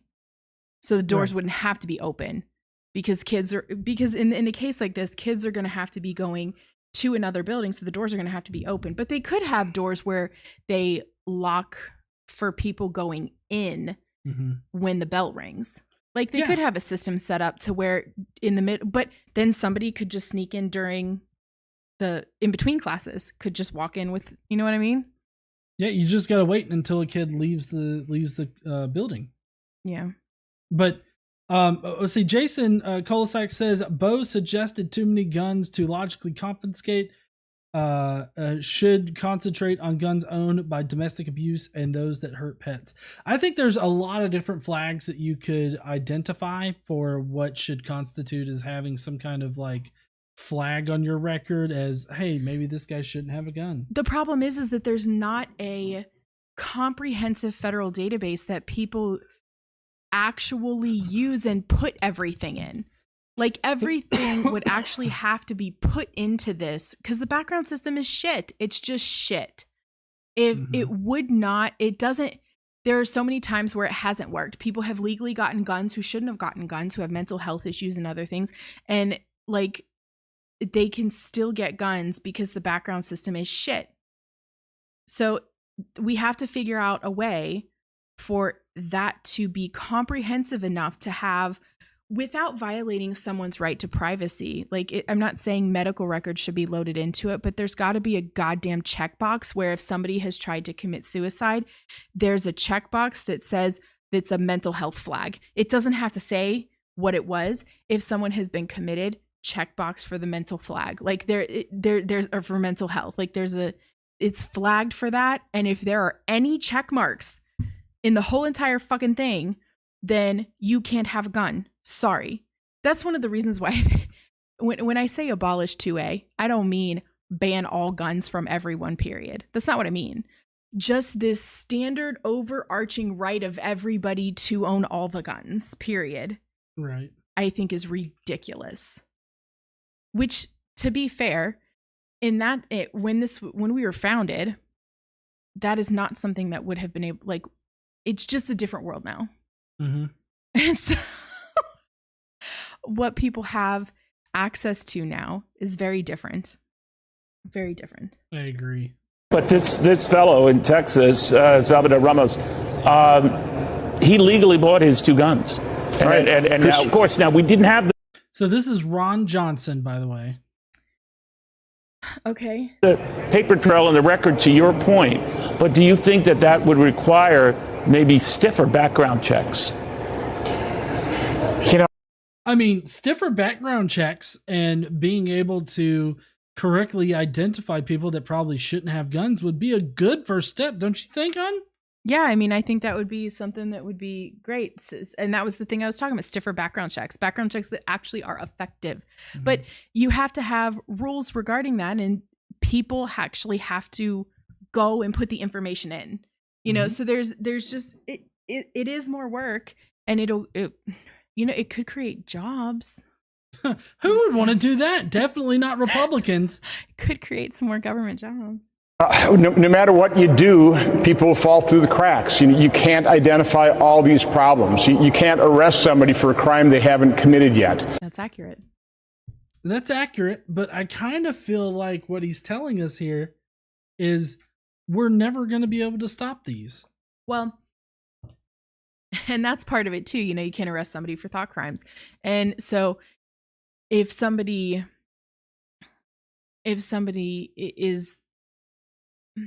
seems dangerous but hasn't done anything, you have to wait until they do something before the law can do something. And that is an unfortunate side effect of not arresting people for quote unquote thought crimes, right? Mm-hmm. These are difficult issues, but again, the solution lies in stronger families, more supportive communities. I would argue renewed faith. We've lost that. We stopped teaching values in so many of our schools. Now we're teaching wokeness. We're indoctrinating our children with things like CRT, telling some children they're not equal to others and they're the cause of other people's problems. But wokeness. What they're classifying as wokeness is like liberal principles, like that kids shouldn't be killed in schools and guns are not more important than the lives of children. That's the kind of woke shit he's talking about here. Buzzword. Yeah. It's a buzzword of the day. There are several of them. Woke is the current evil to them. And so they just use it as much as possible. And every time somebody says it, I basically just stop listening because it's so dumb. Mm-hmm. Shootings, there's a sickness on long before CRT and wokeness, right? Well, yeah, I think CRT's been going on under the radar for quite some time as well. Oh, what they're calling CRT is just an honest education about how racist America has been and the systemic racism that has been going on in our country, which, mind you, is not the information that's being taught to children. And has nothing to do with gun violence. Yeah, and it has nothing to do with gun violence. Although he's trying to say that if you teach, I guess, white kids that they're not as good as black kids, the white kids are going to take up arms and just kill people. Well, I guess they seem to think that teaching children honest history, age appropriate, right? I'm not suggesting that we go into elementary schools and throw up pictures of lynchings and, I'm not age appropriate teaching of history of this country. The good and the bad is somehow un-American. You can't teach anything bad. You can't say anything bad about America because that's unpatriotic. I mean, not really. I guess. And so they've turned teaching honest history, because for a very, very long time, we have not taught honest history. One of the things I learned when I left high school and went to college and started to read shit that wasn't supplied by my Catholic school was that history books in school teach a lot of shit that's not true. Mm-hmm. They heroify and glorify a lot of people who were extraordinarily flawed. And I don't think it's un-American or unpatriotic to say that our founding fathers were significantly flawed, because they were. Here comes the gravy train. There's nothing wrong with being honest about where our country came from, mistakes that we've made along the way, and things that we've done to make progress. But we're never going to be able to correct things that are wrong in our society if we don't know what the fuck they are or how we got here. There's a documentary and everybody needs to watch. It's called Who We Are. Please, if you have the money, how much is it to rent? You have to rent it. Unfortunately, it's not free streaming anywhere. It was like $4.99 or $3.99, $3.99, or $4.99, something like that. I don't recall. What service did YouTube TV or no? Well, I mean, we watched it on Prime. We watched it on Prime. Okay, there's probably several you can buy it from. Who We Are. Please go watch Who We Are. There are so many things in it that you are not taught in schools about history in the United States. And when people talk about, a lot of people out and out reject the idea of reparations. And I used to be one of those people, because it's like, well, people now weren't slaves. People now weren't this or that. But it is absolutely incredible when you learn actual real history, what white America has done over time to Black America. And not that there's separate Americas. I don't want anybody thinking I'm going that route, but it's really incredible when you learn real history. And I think it's important, and it's not unpatriotic to learn that and to see that there are things we can do better and things we need to change. Mm-hmm.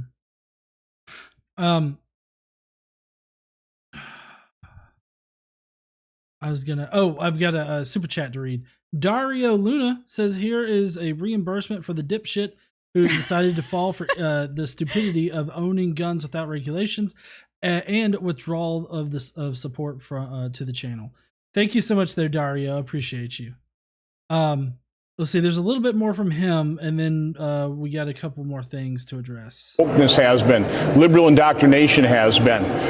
This is a much larger issue than what a simple new gun law is going to. It's not going to solve it. It's not going to solve it. All right, we'll see what happens. Okay, I've heard this a lot.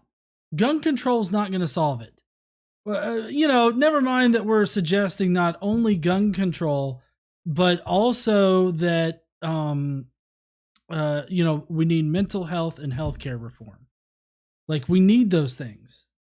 Like, those are the things that are important. So I don't understand. Like, I've not seen anybody tell me how gun control is not going to help prevent guns from getting in the hands of individuals that should not have guns. I've not seen a good explanation for it. I haven't either. They just keep saying it's not going to work. It's not going to work. It's not going to work. But it's interesting because in other countries where they've had mass shootings and then a slew of gun regulation following to try to prevent it from ever happening again, it does work. So I'm not sure why they think it won't work here, other than, criminals are gonna, they're gonna be criminals and they're gonna do crime. But here's the thing. We have fucking speed limits and people who are going to speed, but we still have fucking speed limits. We have seatbelt laws, but people who don't want to wear them are not going to wear them. And we have food regulations. Like, there's all kinds of shit that we have regulations for that people are going to break, but we still have the regulations. So just shut the fuck up, pass gun laws, because they will work. Are they going to stop everything? No, but that doesn't mean they won't stop some things. And Jesus fuck, we had 19 kids killed this week. And if you can stop one of those things from happening, it's a fucking enough. I would like to address Jolly Green Tank in the comments right now, specifically because he said, or they said rather, okay, learning that history is one thing, but holding me responsible for what my great-great-grandfather did is not right either. That's not. I don't think that's what's happening. Like, that's not anything that is going on. Like, CRT, critical race theory, is about teaching an honest history of racism in America and how that intersects with our current system. It is not about placing blame on any currently living individuals, unless you happen to be a currently living individual that put up Confederate statues someplace, because you actually did that. And you didn't do that because you admired those traitors. You did that. Those people did that because they wanted to remind black people that they are not the same as white people. And keep them in fear. Mm-hmm. That's why they wanted to do those things. So unless you have done those things specifically, then that's not at all what's being done. So I don't think that you need to worry about it. Yeah, and I'm not sure how just teaching these things and as a society figuring out ways to improve upon our society and really be honest about the flaws in it and where we can do better and real solutions that will help. That's not really holding you responsible for something. That's not blaming you. Nobody's blaming you. I don't blame myself. I haven't done anything, but I do think it's our responsibility overall to try to do things that will help solve problems. And it's really great when people will be part of those solutions instead of rejecting them because they think they're being blamed for something. Yeah. Hey, you want to hear from Lauren Boebert? Never, but okay. Sandy Cortez tweeting at me, but she hasn't taken up my offer to actually meet and work together. And of course, we saw Beto acted like a total jerk and tried to use the deaths of these children as a prop to advance his political candidacy. When 9/11 happened, we didn't ban planes. We secured the cockpit. And of course, so there's a few things here. First of all, Beto O'Rourke, he did not use the deaths of 19 kids as a political prop. He didn't at all. You know what he did do? He stepped up in the middle of a press conference, looked Abbott directly in the face, from the floor up to the thing, and he says, "You need to do something." Mm-hmm. Because Abbott is specifically responsible for deregulating guns. Right. And so he did not use the deaths of children to do anything political other than demand action from people that can actually provide real solutions. Because Governor Abbott is his governor. Right. It's his governor of his state where he lives. Hopefully not for long, but that's neither here nor there. We're allowed to petition our government for a redress of grievances. We're allowed to protest. We're allowed to stand up and say, this is wrong. Do something. Mm-hmm. We're allowed to do that. And that's what he did. And he was right for fucking doing it. And I appreciated the hell out of what he did. And I don't care if they think it was some kind of political stunt, but did you see the fucking Klan up there screaming and cussing at him, telling him to get the hell out of the building, calling him a son of a bitch. Sick son of a bitch. A sick son of a bitch for standing up and saying, do something, because all they're doing is sitting there and we're praying with you. We're standing with you. We're here. And they're not doing anything. They're not doing anything that's going to help. So Yeah. And then let's address Bobert's thing about how after 9/11 we didn't ban planes. That's not a fair analogy for this particular situation. Because no, while of course, people like Casey are calling for the abolishment of the Second Amendment. But for the majority of people, sensible gun, like common sense gun reform and gun control is not about abolishing the Second Amendment. It's about exactly what it sounds like: common sense gun control. So that's not banning planes.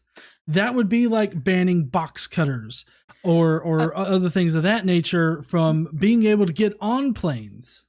But this is just a stupid argument anyway, and because we're not addressing just the main thing. A plane is a mode of transportation, not a fucking weapon. And while on 9/11 it was used as a weapon, cars have been driven into crowds. Cars have been used as weapon. I could use a spoon as a weapon and choke GE to death if I wanted to.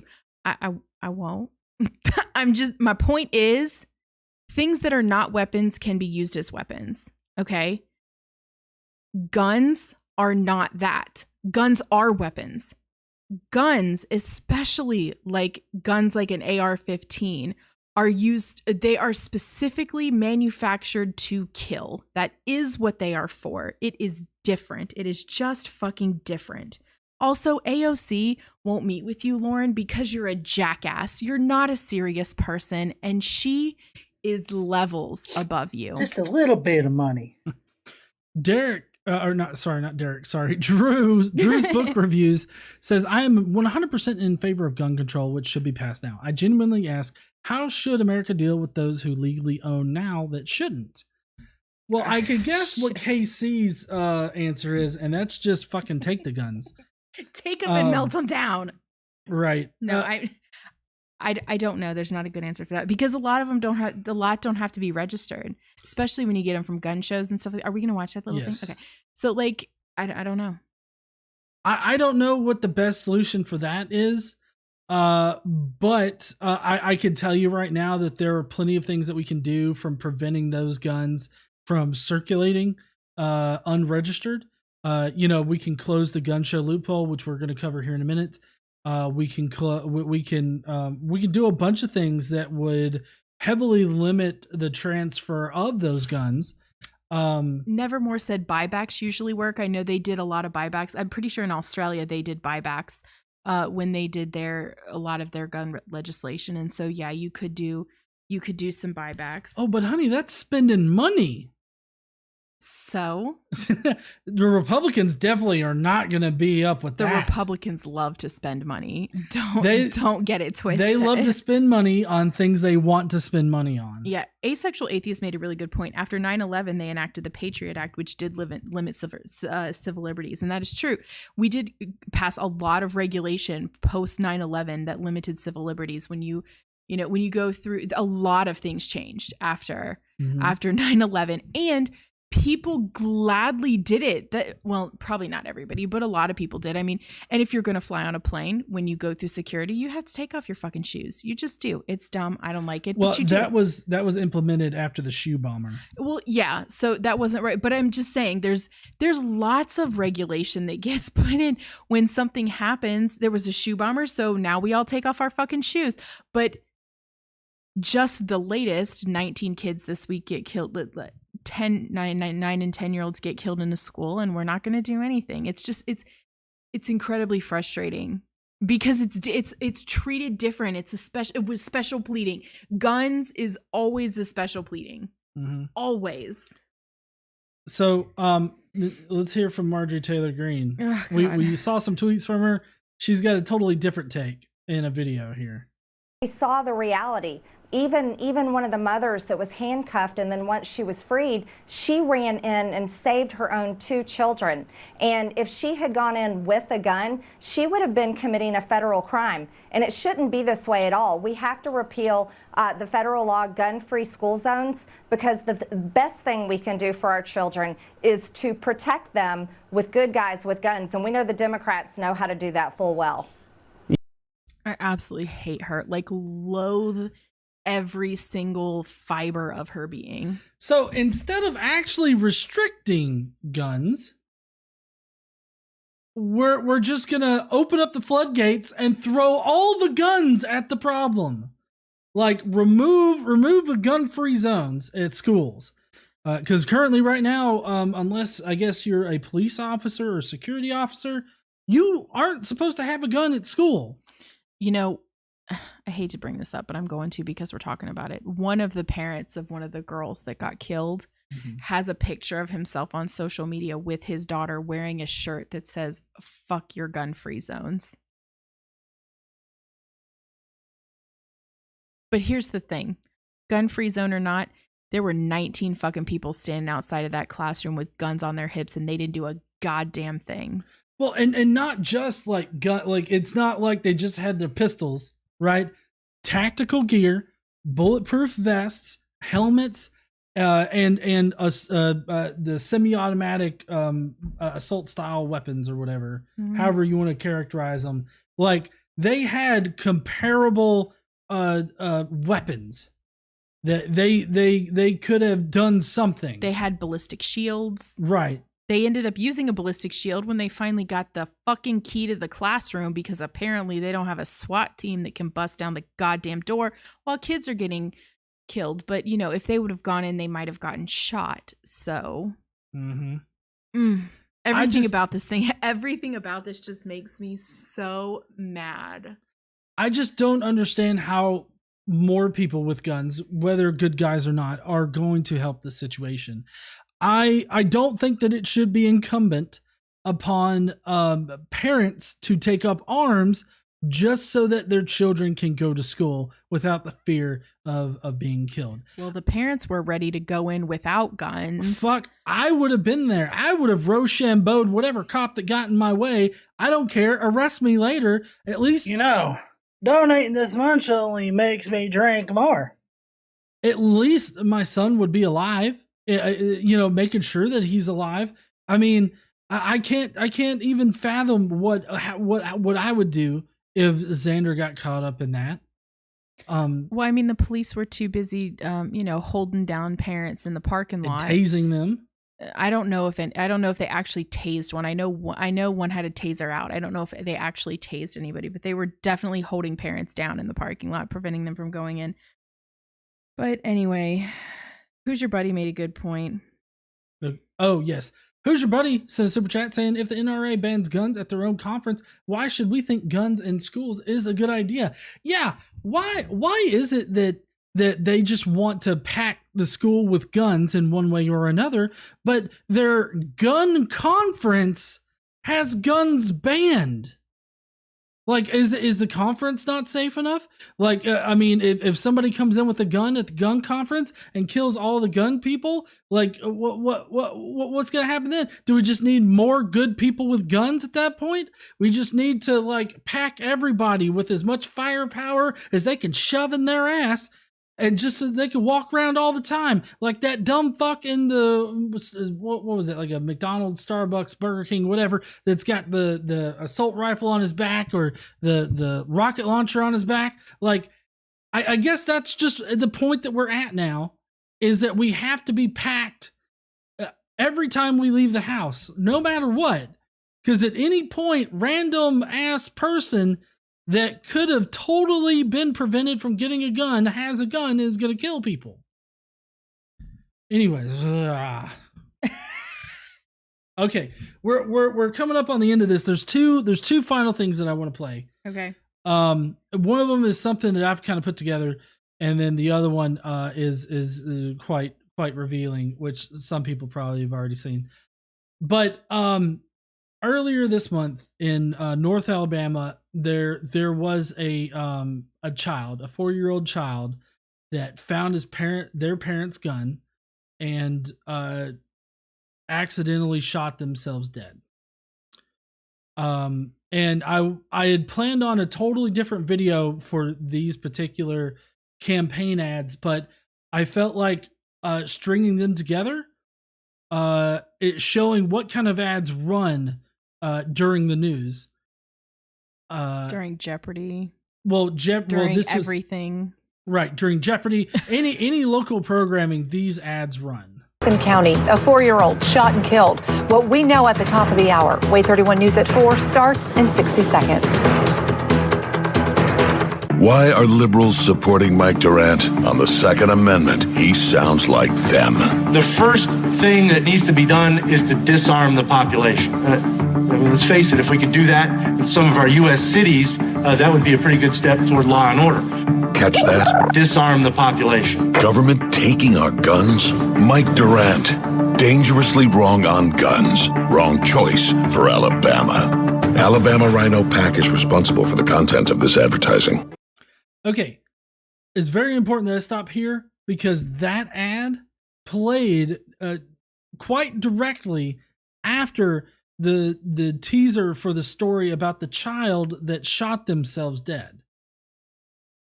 Accidentally with the gun that they had access to that their parents had. Right. Probably legally. It's another child death caused by a gun.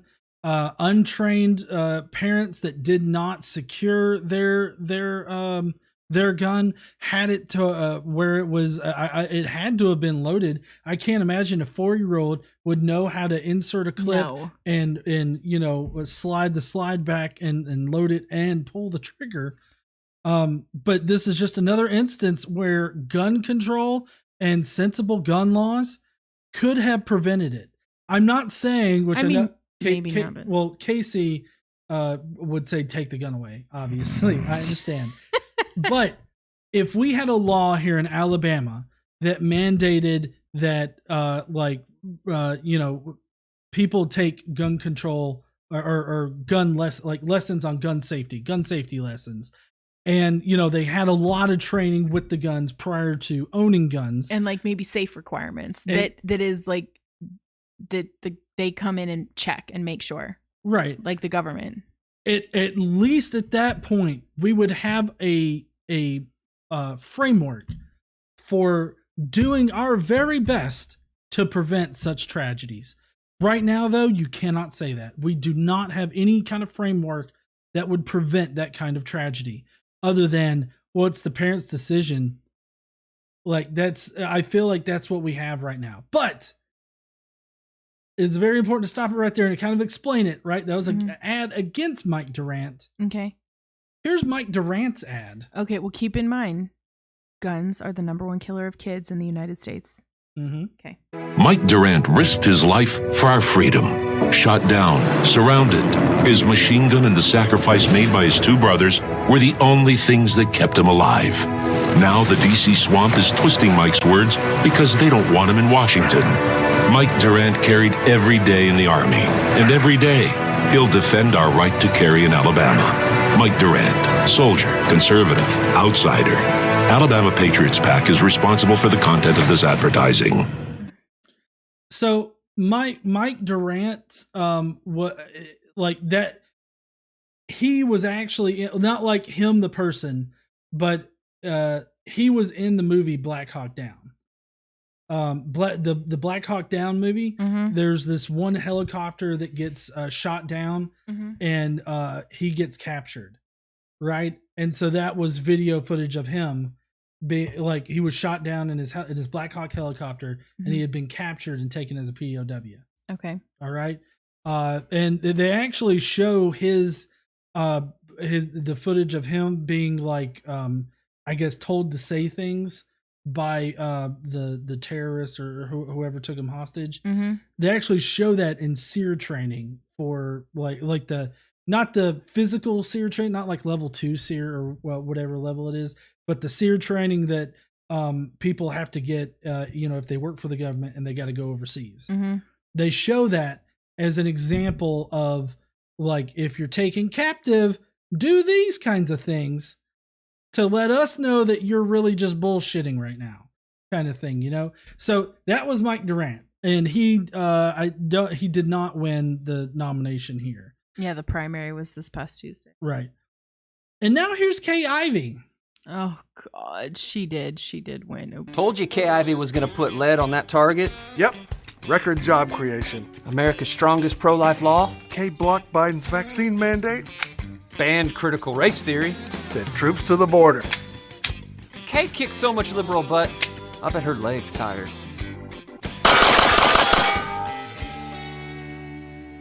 No step too high for a high stepper. Yes, ma'am. That's right.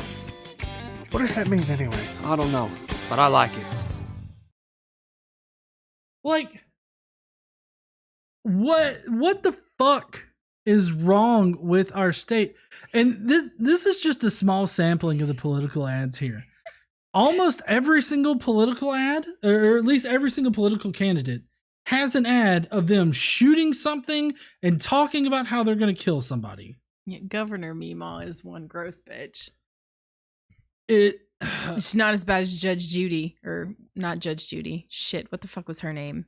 Deborah Jones. Oh God. Yeah, she was awful. She didn't win either, thankfully. Yeah. So I mean, that's what I feel like that's a good indication of why our government system's kind of fucked right now. We've got people that fetishize and fantasize about guns and gun ownership, and even though the Second Amendment prior to this latest group of mass shootings really wasn't even on the table. Like, I mean, it was not really part of the conversation. Yeah, no. Here's the thing. Still, Democrats aren't sitting around talking about banning all the guns or taking people's guns. It's another one of those buzzword things. They run and they use things. They use fear. They make people scared of shit that's not actually happening. Nobody's coming to take your Bibles. Nobody's coming to take your guns. But that's literally all they fucking talk about in the political ads. Because I'll be honest with you, if people were coming to take their guns, I'd actually be really happy about it. But that's not happening. It's definitely not happening. Right.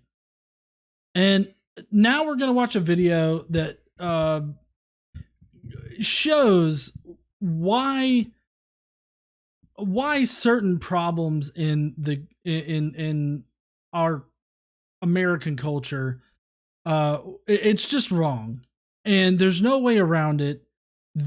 What we're about to watch should never have happened.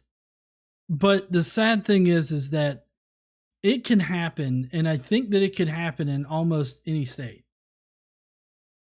I don't know every single state's laws on this particular instance, but right now, this could happen just about anywhere. Take a ride with Jack, a 13-year-old boy from Virginia, who just got his braces off and usually spends Saturday morning playing basketball with his friends.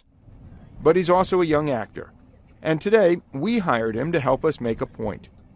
We asked him to take a drive around town. With his mother, of course, since he's not nearly old enough to drive a car. We pass shops where he isn't old enough to work the register. Then we stop at the convenience store to see Jack try to buy beer. The cashier can't believe he even tried. Literally, he looks like he's 12. At the next store, Jack tries to buy cigarettes, with no luck. I'm so sorry I send the cigarette. Later, he strikes out trying to buy Racy magazine. You have to be 18 or older. All right, okay, thank you. And then lottery tickets. Can I get a couple of scratch-offs? How old are you? You got your ID? 13. You what? I'm 13. You can't get no scratch off, baby. Okay. All right, thank you. It's laughable to everyone here, the idea that we'd ever expose a 13-year-old to the dangers of a lottery ticket. All right. You can't get no scratch-offs, baby. So I love her. So they've had this child go to several stores and try to buy seemingly, things that we obviously know are meant for people older than him, but we have harsh restrictions on whether or not he can buy them. He can't buy beer, cigarettes, porno mags, and lottery tickets. Yeah, and lottery tickets. Okay, so we've got these kinds of restrictions on these things. Okay. And now they're followed. We have restrictions on these things, and people underage can get alcohol and cigarettes and stuff, but for the most part, the restrictions on these things work. Right. But then we arrive here at the gun show. It should shoot pretty good for you. I'll take it. Within minutes, the 13-year-old easily and legally bought a .22 caliber rifle from a private seller, and walked away with it.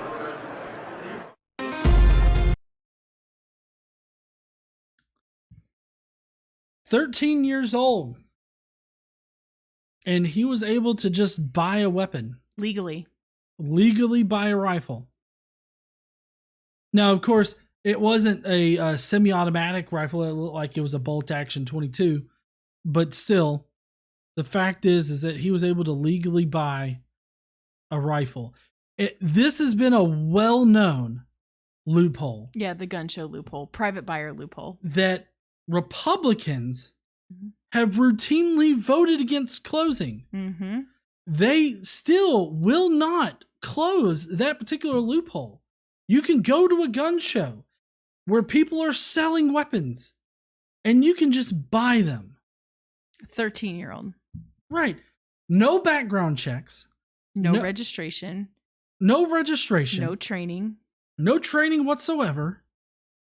I mean, this is, I feel like, considering that Republicans don't want this closed, they want this, maybe not 13-year-olds, but they want the unrestricted ownership and sale of firearms to people. It seems like they don't want any kind of database or any kind of registration. They're heavily against that. Where did that clip come from? Real Sports with Bryant Gumbel from HBO. Oh, it's okay. There you go, limited light. Yeah, it's an HBO thing. I totally expect this stream to get like copyright claimed or something because I played this right here at the very end for like a little bit.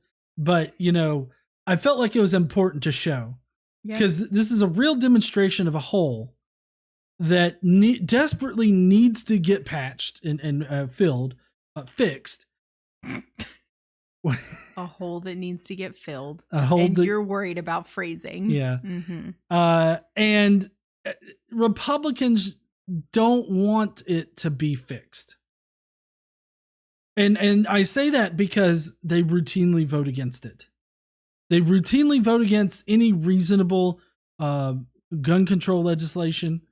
They blame Democrats for filibustering legislation that they turn around and filibuster the Democrats' legislation. We're locked in this gun control thing. The government, I feel, at least Congress and stuff, has come to a point where it's no longer functional as far as fixing this issue. Mm-hmm.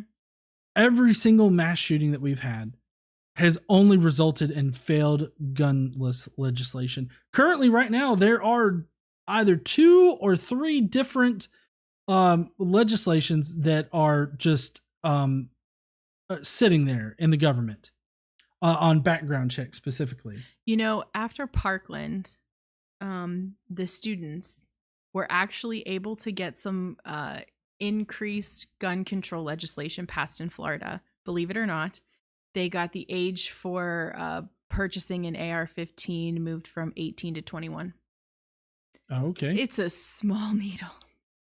It's a small thing, but it's pretty astounding what the students at Parkland were able to do after. And they're still every day working and fighting for gun legislation in the US. And they're incredibly impressive young people. Yeah. I wish more places would adopt that. We've ran a pretty good bit over tonight. And I wish that I could get to the Skeptic Mafia comments, but I think that those might have to wait on another time or something like that. So I'm so sorry, Skeptic Mafia, that we weren't able to get to y'all tonight. I know my sugar's running up pretty high right now. And I got to get Xander to bed. Okay. But I felt like I needed to do this tonight, and we'll be back to a regular schedule next week. We've got videos going out, and we'll have a normal poll, and we'll have normal stuff next week. But this week I felt like it was important to have this discussion and for me to just kind of get it out of my system, because, you know, ever since the 24th, every day has just been what fresh new hell is going to come from these politicians. Like what else are they going to say or do that's going to disappoint me even further?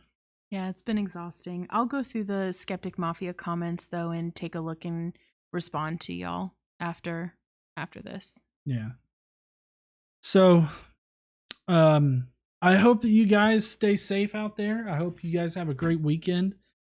I think the best thing that we can do is vote for better people to be in office. You know, we just had primaries, at least here in Alabama we did, and in Georgia. And I think probably most places have elections coming up this fall. Vote for better people. I mean, everybody has elections this fall. Everybody does? Okay. It's midterm, yeah. Well, I mean, I just I never know the schedule until it's like, you know, oh, we got elections now. It's like, oh shit, is it that time again? Yeah. But even if you're frustrated with the Democrats in your area, even if you're frustrated because you think that they're not doing enough, or they're not standing up, or they're not holding strong to positions that you agree with, there is a worse person to vote for.